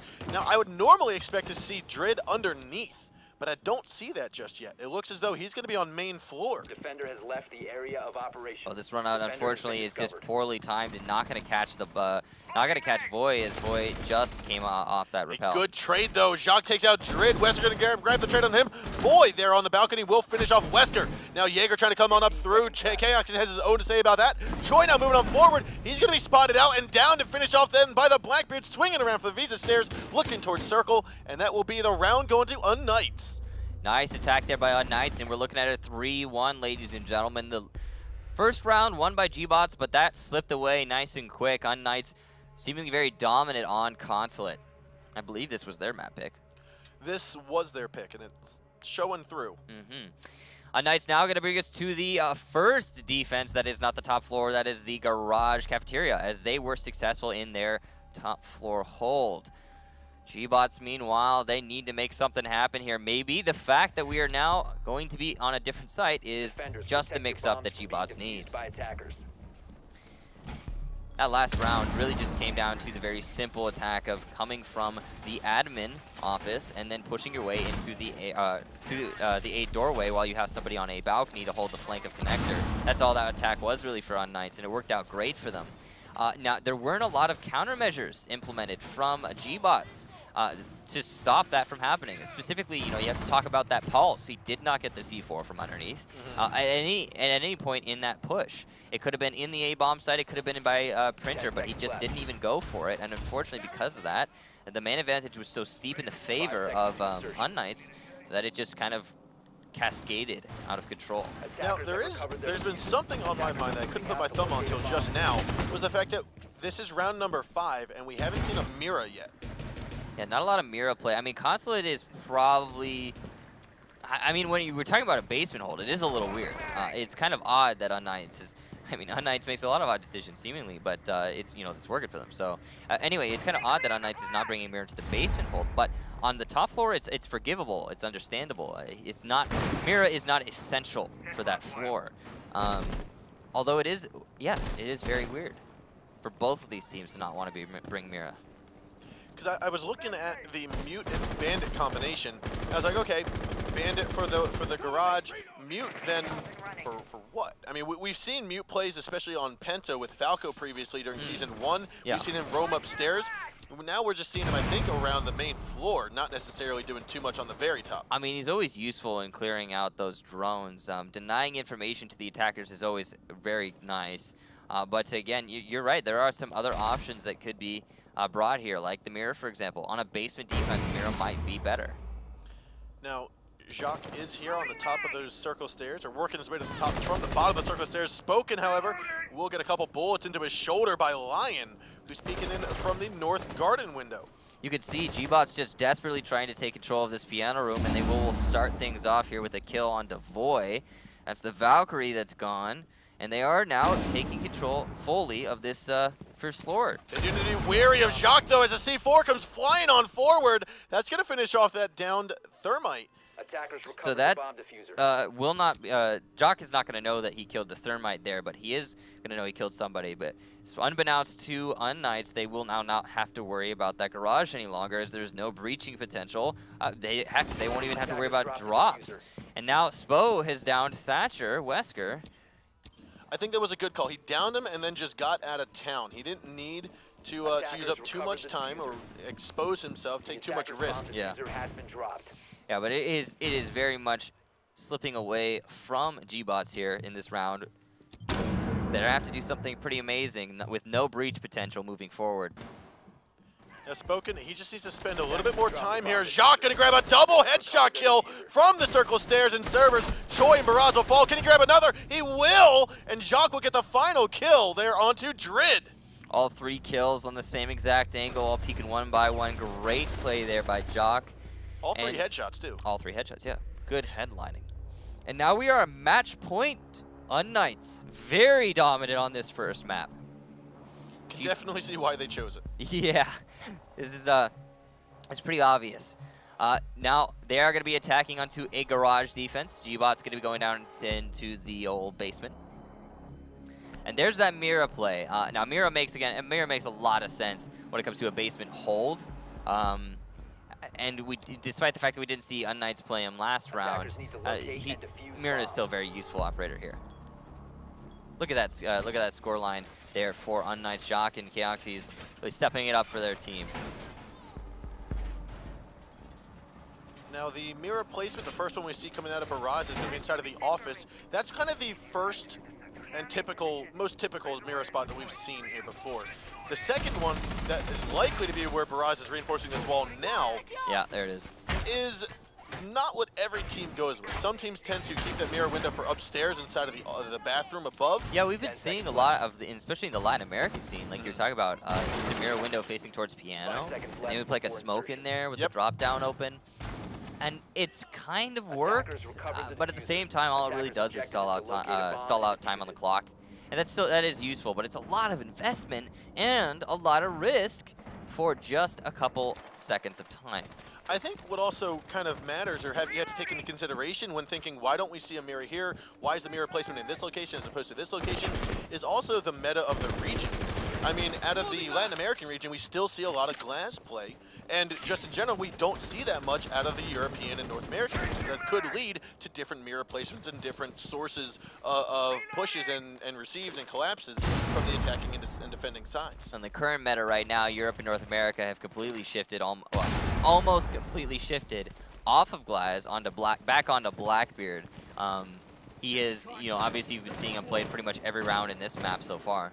Now it looks as though Voy has gotten the call that we have a downed and finished off Choi, but he's going to be trying to baiting out a potential push or potential rescue mission.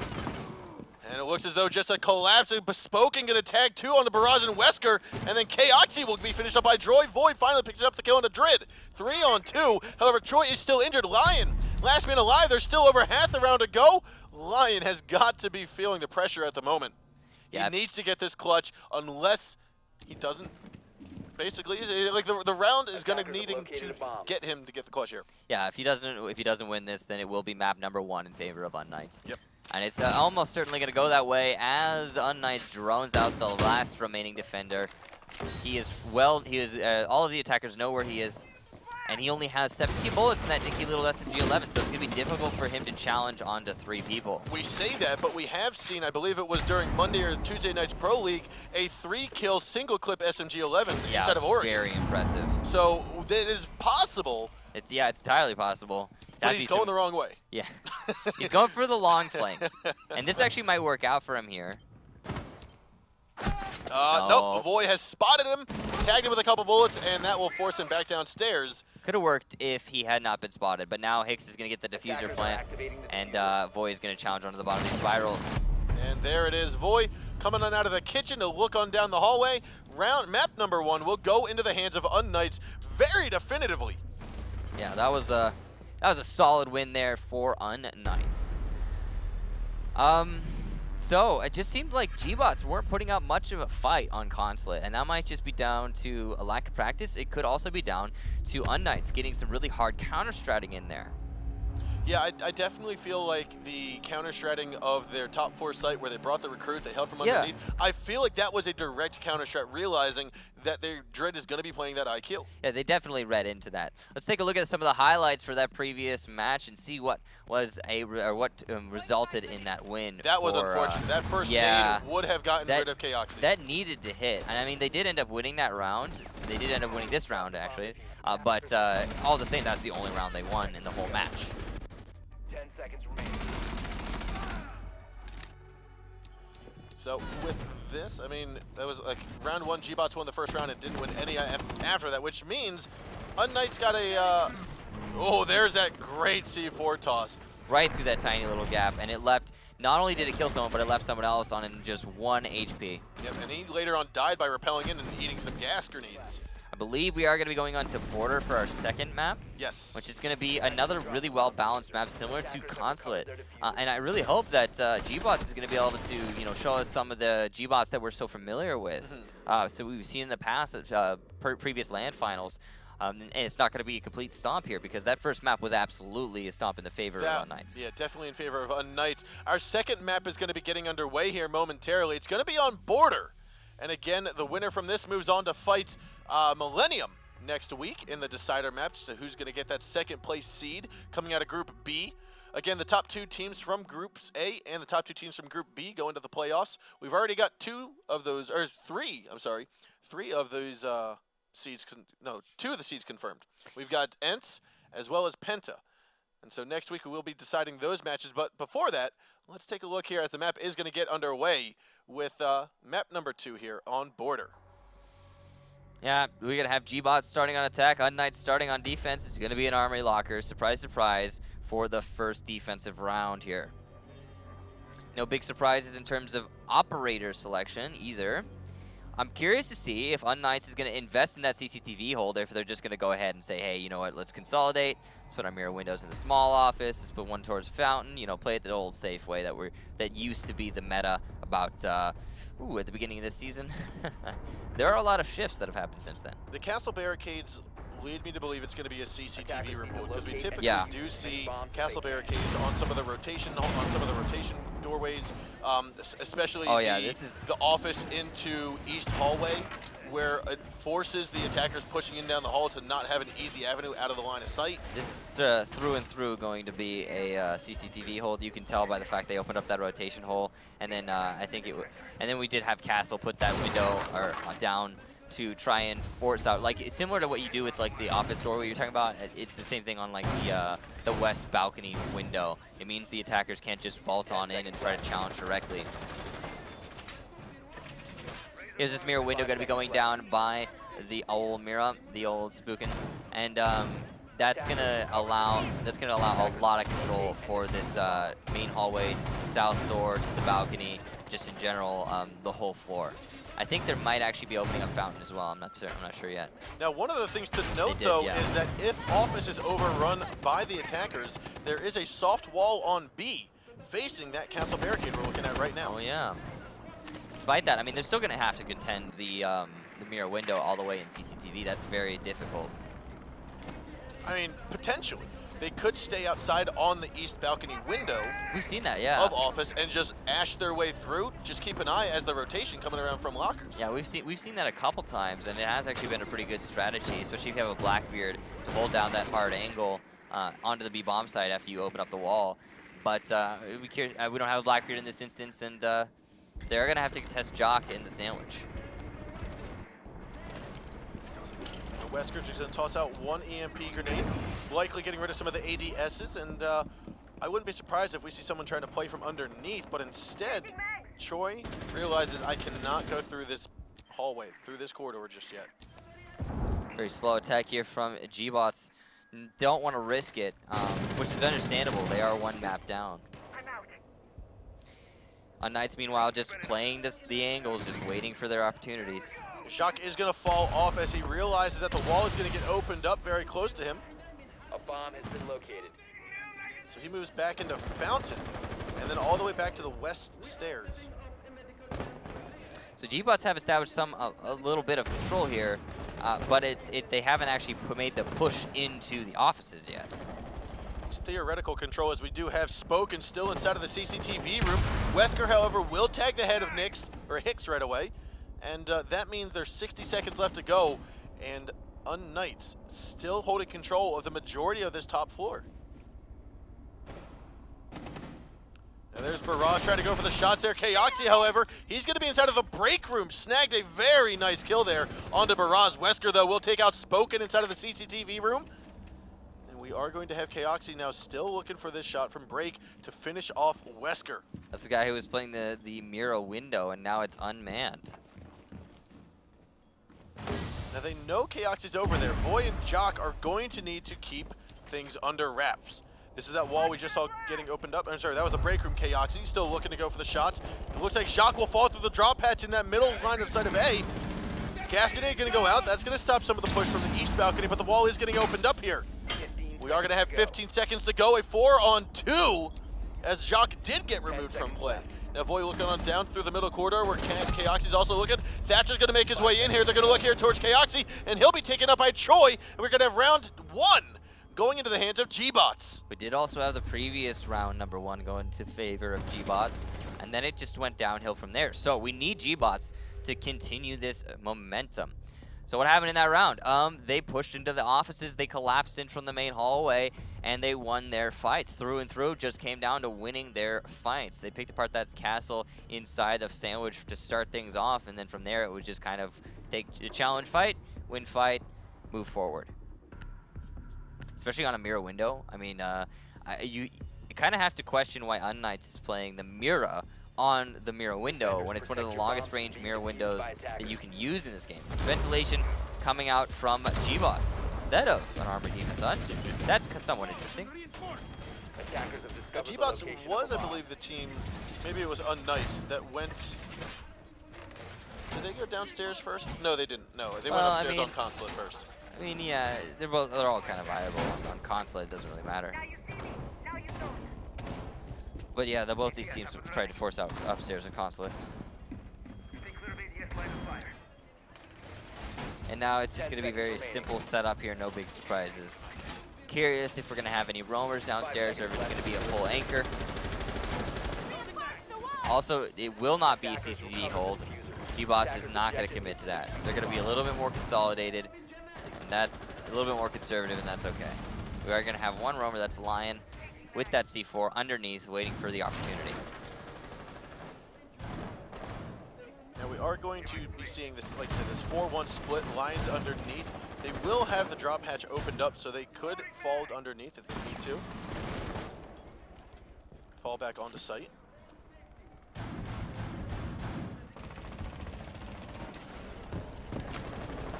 Now, I didn't see, they do have castle, and I saw them place one of the castle barricades on the center door into lockers, but I didn't get a chance to see about the base and inside of the bathroom. Is that also castle barricaded? Let's take a look. There it is. It is castle barricaded on the bathroom doorway, so there's that. You've also got the doorway from Fountain into the site above, Love into this Archives. setup. Love this setup here from gBots. They've got all their bases covered. However, unKnights, what are they doing here? So they are pushing into the offices and then later the archives. And once they have control over offices and archives, then they can make their push in through the bathroom and the tellers. They're going to have to contest with Drid using a shotgun, but Hicks will take him down. That's a first initial frag there for this round with half of it already progressed. And that's a really important one. I mean, that shotgun castle, super powerful. Definitely is, but as well, Spoken's thermite charge did not go off on the west, or on the wall from office into the archives lounge. Yeah, that's unfortunate that that did not happen. Curious also. Hicks is going to try to challenge Wesker, however he missed the shots there from a defender coming up the west staircase, which is Choi. So now we have Hicks playing a quote-unquote defensive role behind this Mira window. And he's going to use this to his advantage, knowing that Wesker is going to be in the other side. Takes a couple bullets through the window way, or through the wallway. This is very aggressive from both of these teams, having the roamers up in CCTV, but then on top of it, Hicks just trying to challenge directly onto them. He's got 2 people to deal with. He takes out Wesker. He's got 1 more. I don't think he knows. No, and Barrage with the refrag. He'll come out on top in that engagement. A 2-on-3 now. Spoken and Chaoxy, last two alive.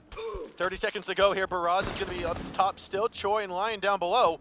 And with about 30 seconds at their hands, they will need to head on down. Lion does not hear the quick drop, and Spoken will come out on top. Chaoxy's going to grab one as well. Last man alive is going to be Baraz.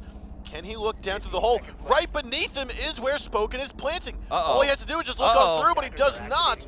And the plant will be successful. And now this is looking like it's going to be an unKnights round. Ooh, the mountain to climb is significant here. He's got a lot to contend with. He's going to drop. Oh, he gets Chaoxys. He tags onto one, a one-on-one. Spoken's going to be inside of the hallway, looking in from the bottom of west stairs, in towards server, spots him, goes for the kill, and he gets it. And that's going to be unKnights securing round number 2. It is 1-1 here on map number 2. What a back and forth round there for both of these teams. Great kiting from gBots upstairs. Great play on the attack from unKnights, trying to take control of the top floor before going downstairs. I mean, just in general, it was really well executed. But the thing is, gBots, they did something completely different than what we're used to seeing when it comes to an upstairs hold. Instead of just falling back to the site, right, like we always see. They play ring around the rosy. Ring around the, exactly. Baited them around, spent a lot more time than most defensive teams will do. Yeah, best analogy, ring around the rosy, and because of that, it almost went in their favor. Unfortunately, when it came to the attackers actually pushing into the site itself, it was really just straightforward. So we will see unKnights go back up here in what looks to be a similar attempt. We saw the holes getting opened up between Fountain and CCTV. Similar reinforcements coming out as well. However, here's going to be a mirror window, which was not placed down last time. Yeah, that mirror window inside of the B bomb site is going to be different than what we're used to. I mean, there's so many mirror windows you can use to hold offices.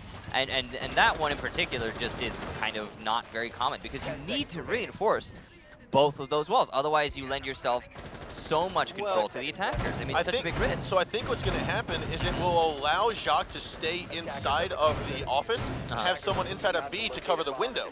That way, Jacques merely needs to focus on that triple wall. That might be the wombo combo that unKnights is going for, and if it is, I mean, that sounds like it would work really well. But again, there's such a big risk because having that B bomb site wall open allows anyone playing on the window. They don't have to push into the window. They have full line of sight into both Armory and Archives, and it cuts off so much rotation. I mean, as long as your team's conscious of it, it's fine, right? Yep. But it's still a risk. But all the same, gBots setting themselves up to start things off by taking control of those east stairs before they pressure onto what appears to be B.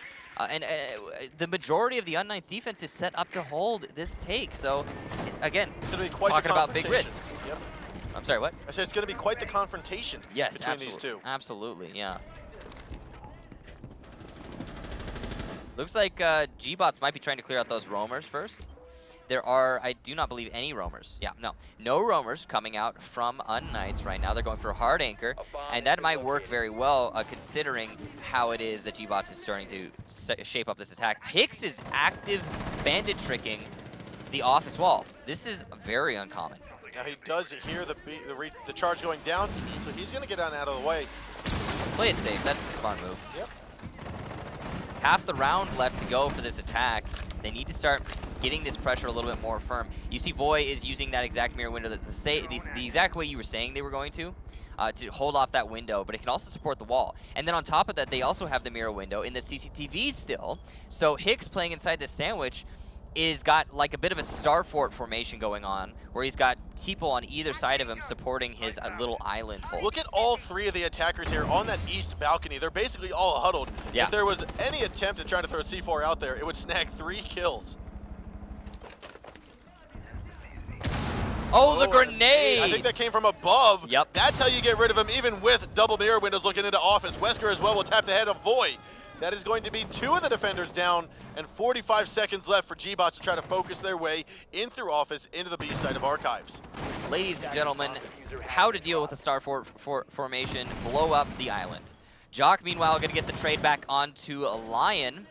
Diffuser has been injured inside, or has been taken out of commission inside of the offices. Now Spoken left on 1 health on a dream here, but they have refragged enough to make it back in a man count.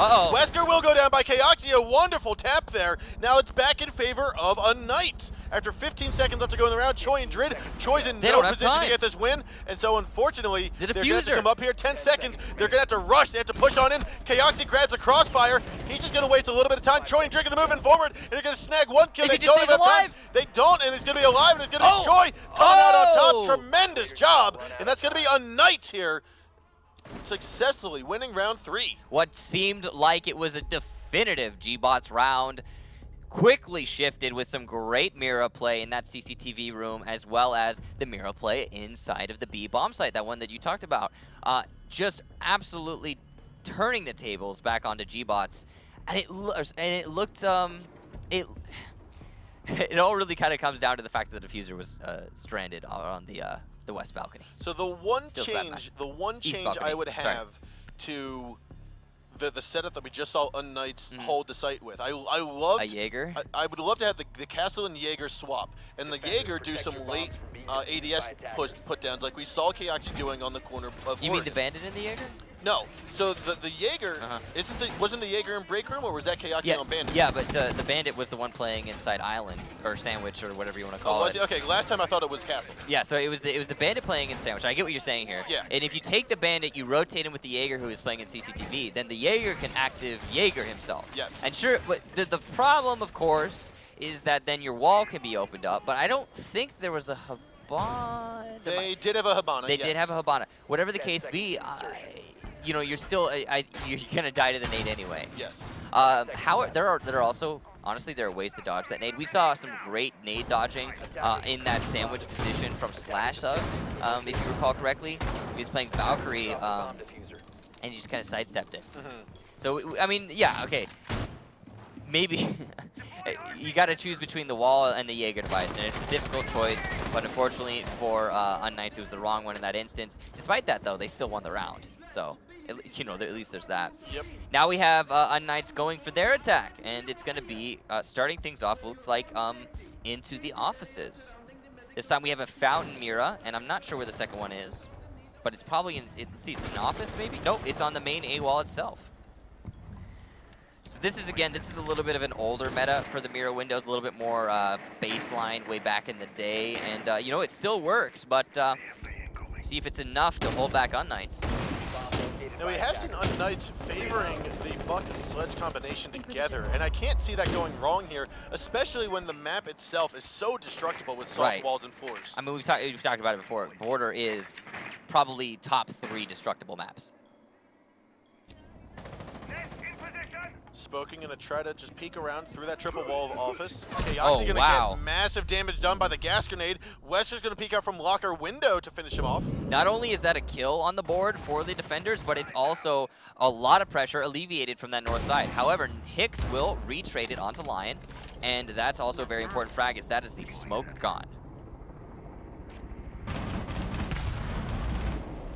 We will have a double shot there. They thought he wasn't going to go peek, but Choi says no and grabs Spoken down. However, Jock is there to get the trade. That's a good shot by him. Now, we do have Wesker still here. He's actually retraded his position. He's taking the spot of Choi. Hicks moving on close. He's going to vault on through, grabs the kill, but gets injured in the process. Baraz heard that he's down. Teammate called it. However, he's going to go for pick this up, and it looks as though a double kill. Baraz will take out Voy, and the injured Hicks will be still injured and finished off by Wesker. So here's the slugfest, ladies and gentlemen, that we were looking for between these two teams.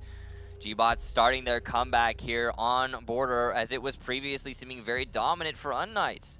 So what happened there? Well, unKnights got a little ahead of themselves. They opened up the positions, but they didn't clear them. They didn't drone out before progressing their way into offices. More importantly, they had no roam clear coming out, and because of that, Pulse was allowed free reign from underneath, not only to make or call out information for his teammates, but also to C4 and get those kills. Now an even scoreline. We will see gBots back on attack, unKnights back on defense, and it's going to be ventilation.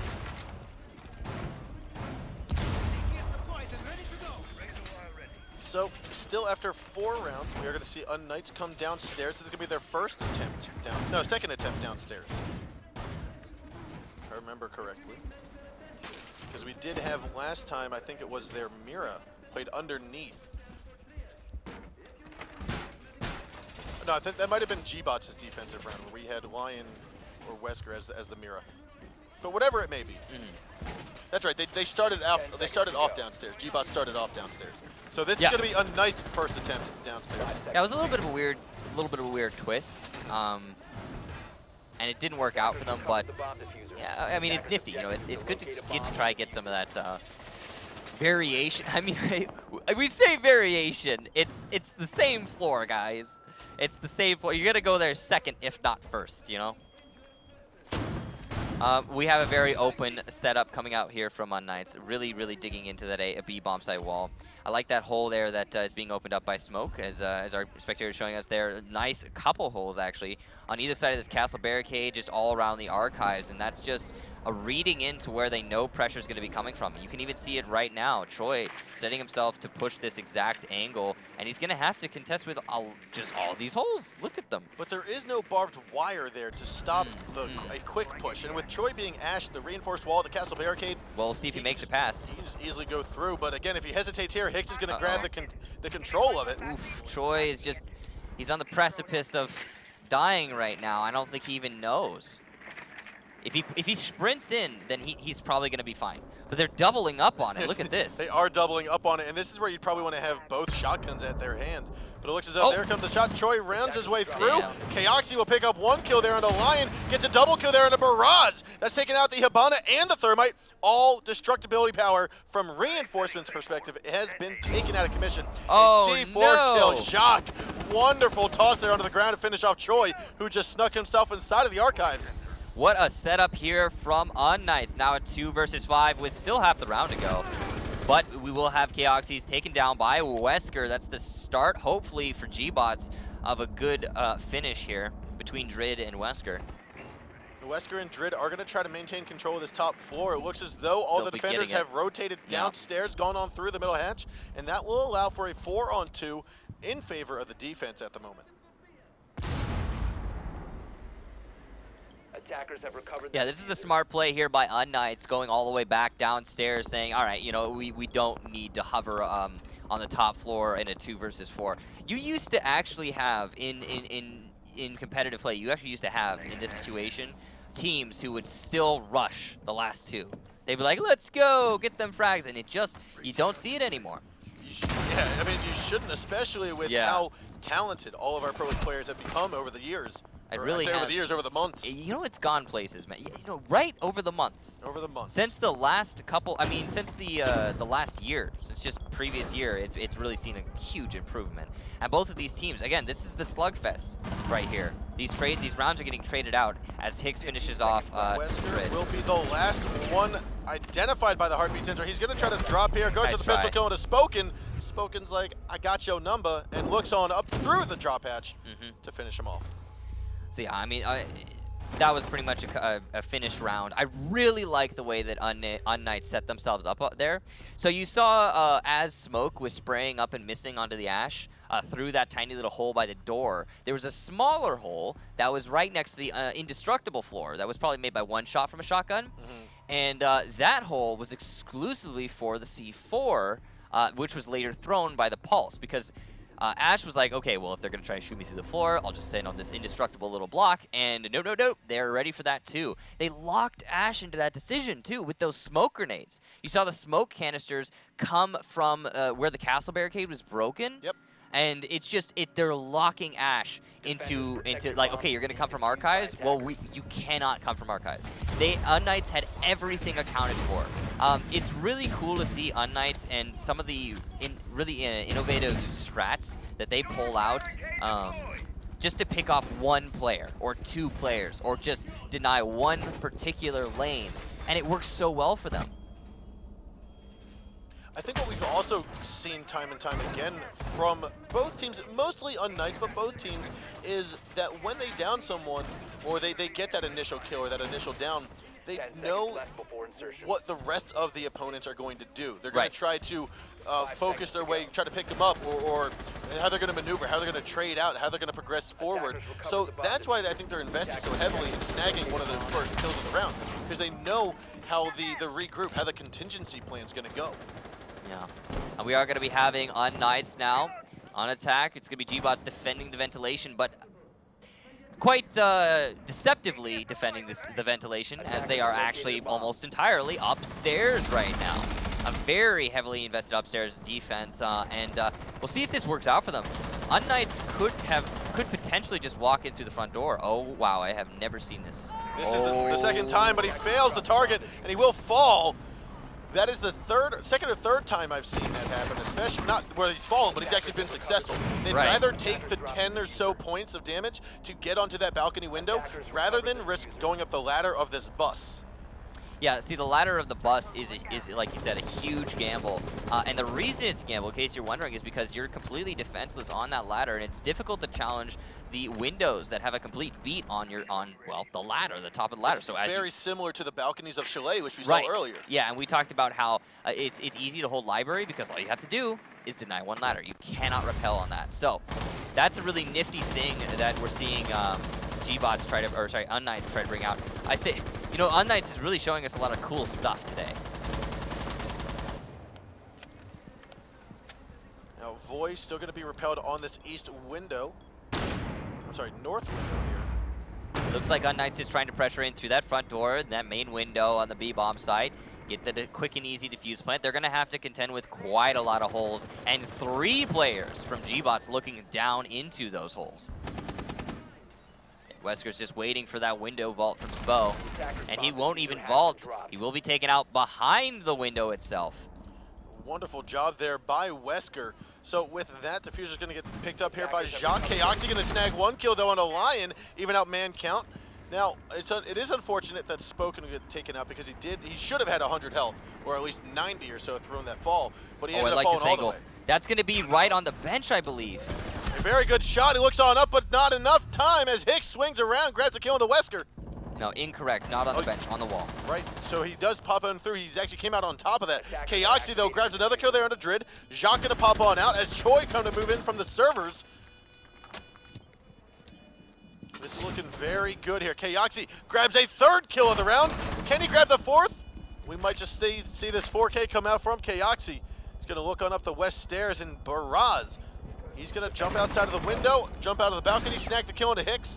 He's back in the sight, tries to take Kaoxi, and Kaoxi says, no, give me that 4K, and he comes out on top. unKnights winning round number 6. I believe that's match point, is it not? It was a 3-2 lead, I believe, previously, so that might be, yeah, that's match point for unKnights.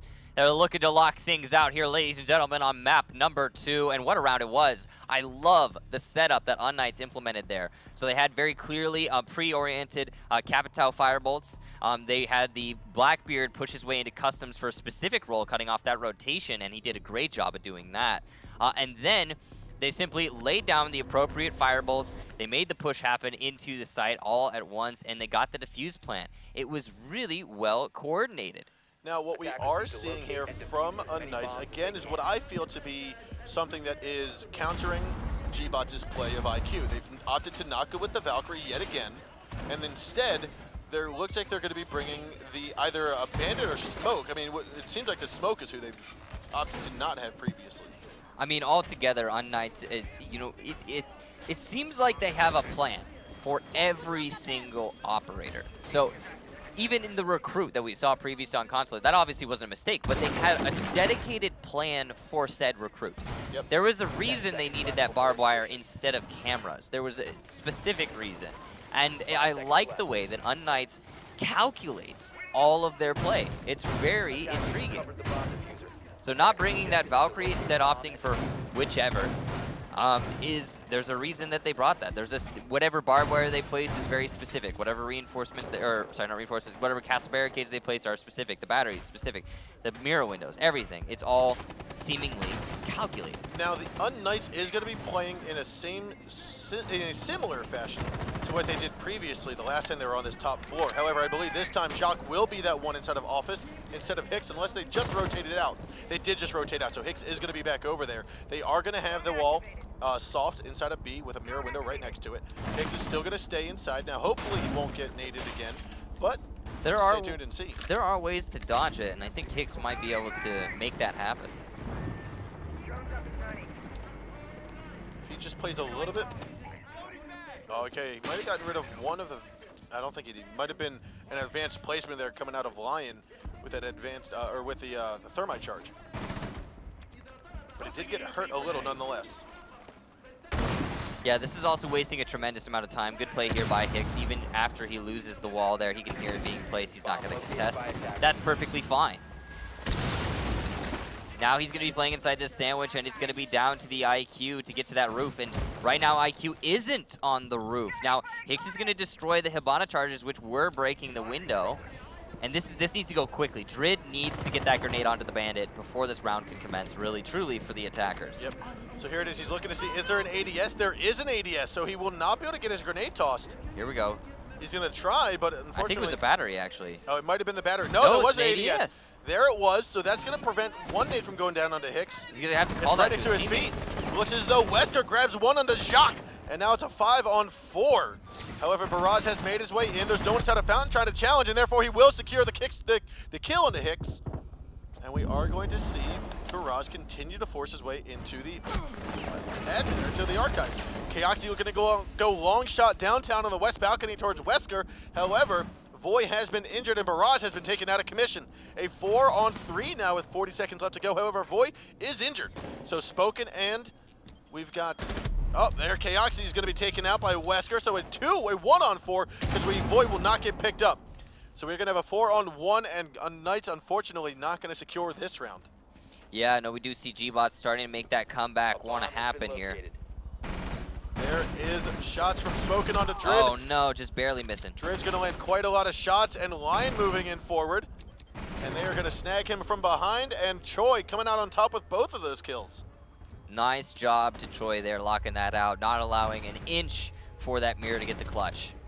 Nice try though for the mirror. That was almost a comeback. Couple mistakes made by unKnights here and there, just getting picked off, trying to play their positions, but they still have one more chance to deny the overtime and win this map and series outright. They are going to be attacking onto an armory defense coming out from gBots. Now, 3 weeks ago we saw unKnights and Ents play. I'd really like to see in a Millenium and unKnights matchup. I feel like that would be definitely one to keep an eye on open for. And if unKnights wins this next round, we will see that next week. Yep. So all the pressure now is on unKnights. gBots, while they are at the deficit, they are the ones on the upswing right now. And they're also the ones who need to get that overtime. And whereas unKnights, they need to deny it. It's gotta be now, or possibly we will go to a third map. And that third map will be Cafe. Yeah, Cafe.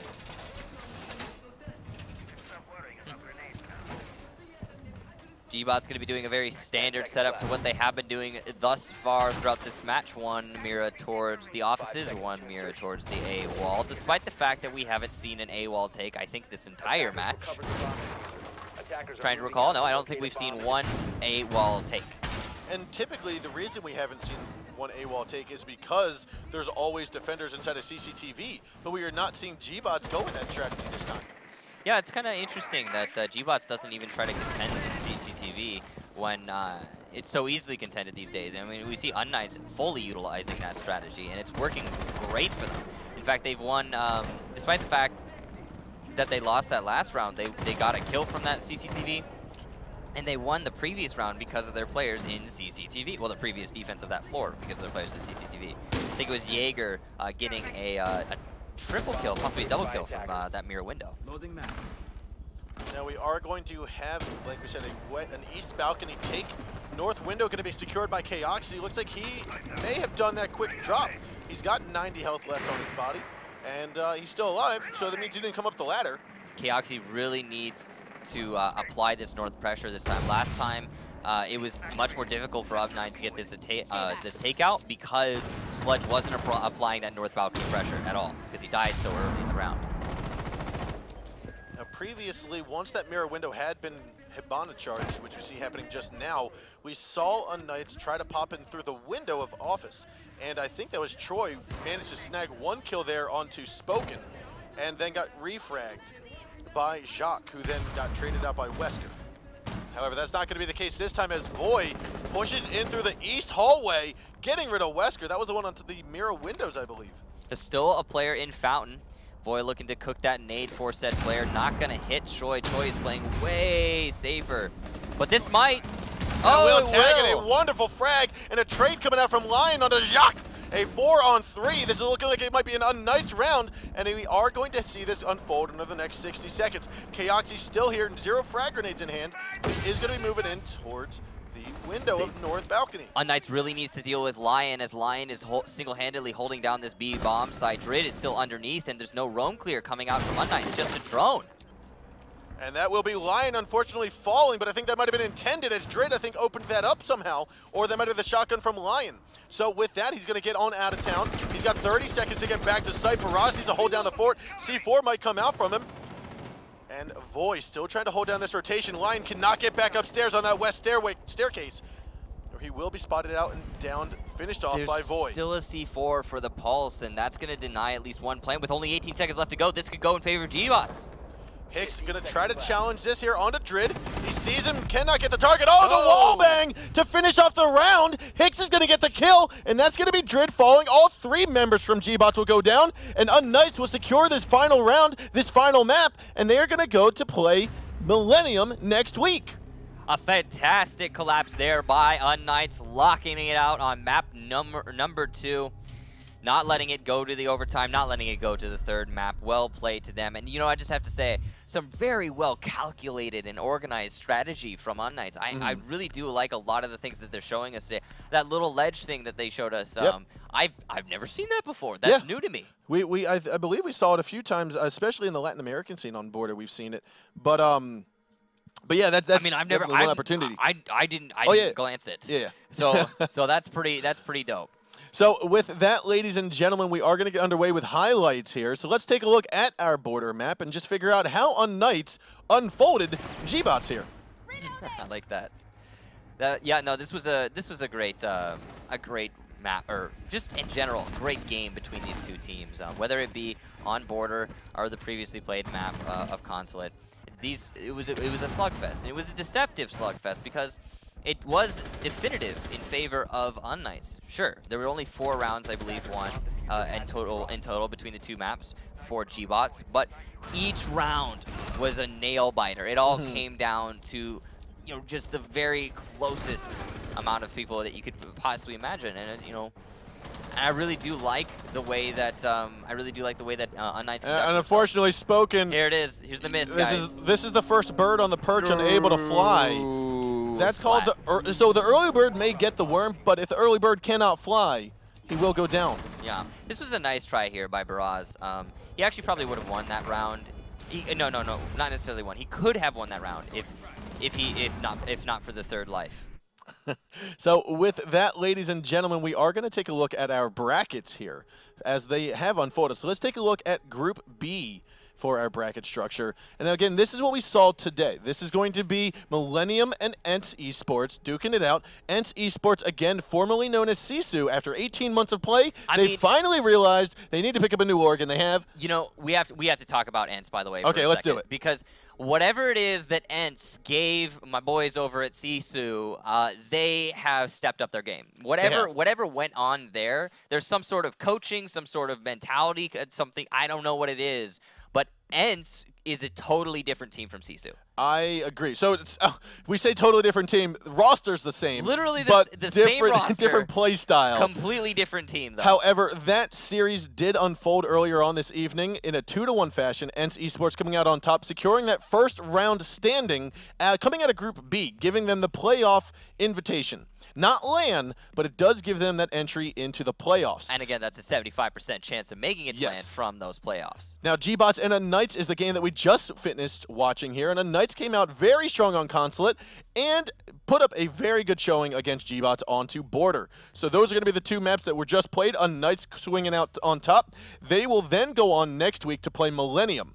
Yeah, and let's talk about that matchup. That one's going to be really good too, because there's some really cool, innovative things that we see from unKnights, but at the same time, the Millenium fundamental play, the core play from them, was so solid going up against ENCE Esports earlier today. It was a fantastic match, and they could have easily won, but ENCE just had that slight edge. So I think that the Millenium unKnights match is going to be great. Definitely. And gBots, again, unfortunately, they have not won a single map this Pro League season, and that's going to give them 4th place coming into Group B. It does not kick them out of Season 3, but they will have to fight in relegations against the 1st and 2nd place teams coming out of the Challenger League to maintain their spot in Season 3. However, that is going to be the last that we see from gBots this season, and we wish them good luck in the relegations coming out in the next few weeks or months.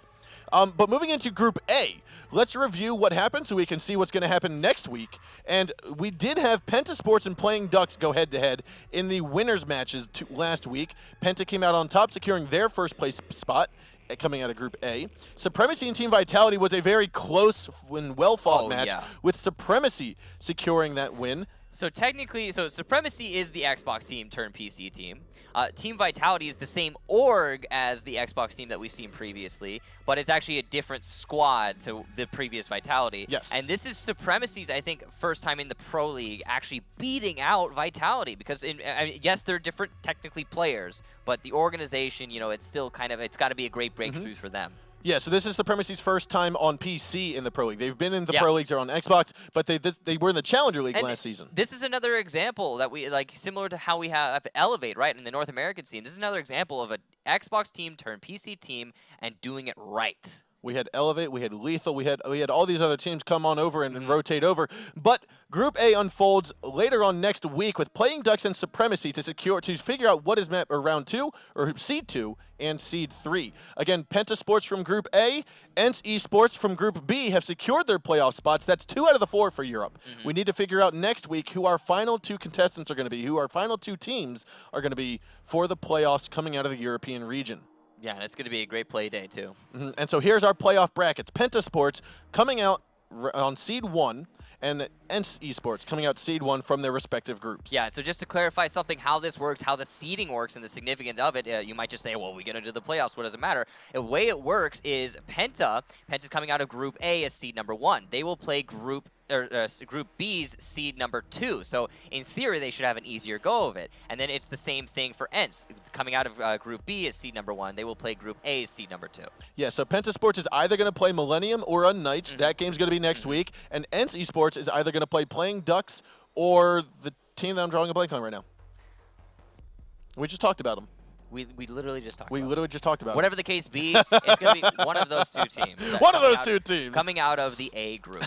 So, ladies and gentlemen, we want to thank you for watching tonight and enjoying the European Pro League. Again, this is week number 4. Stay tuned next week. Tune in next week on Monday evening at 2 a.m. Central European Time or 8 p.m. Eastern Time in the U.S. for the 5th week, the 5th play day of the North American Pro League, where we have our final decider matches to see who's going to get into the playoffs. Again, Latin America is going to be Tuesday night, which is 11 p.m. Central European Time, 5 p.m. Eastern Time in the U.S. And if you're here just for Europe, please tune in next Thursday for those decider matches, which is going to start at 7 p.m. Central European Time, 1 p.m. Eastern U.S. Time. So, ladies and gentlemen, again, from here in Katowice, Poland, my name is Sean Bloodbath Rosenbaum. This is Kickstar. We want to wish you a farewell and a happy night.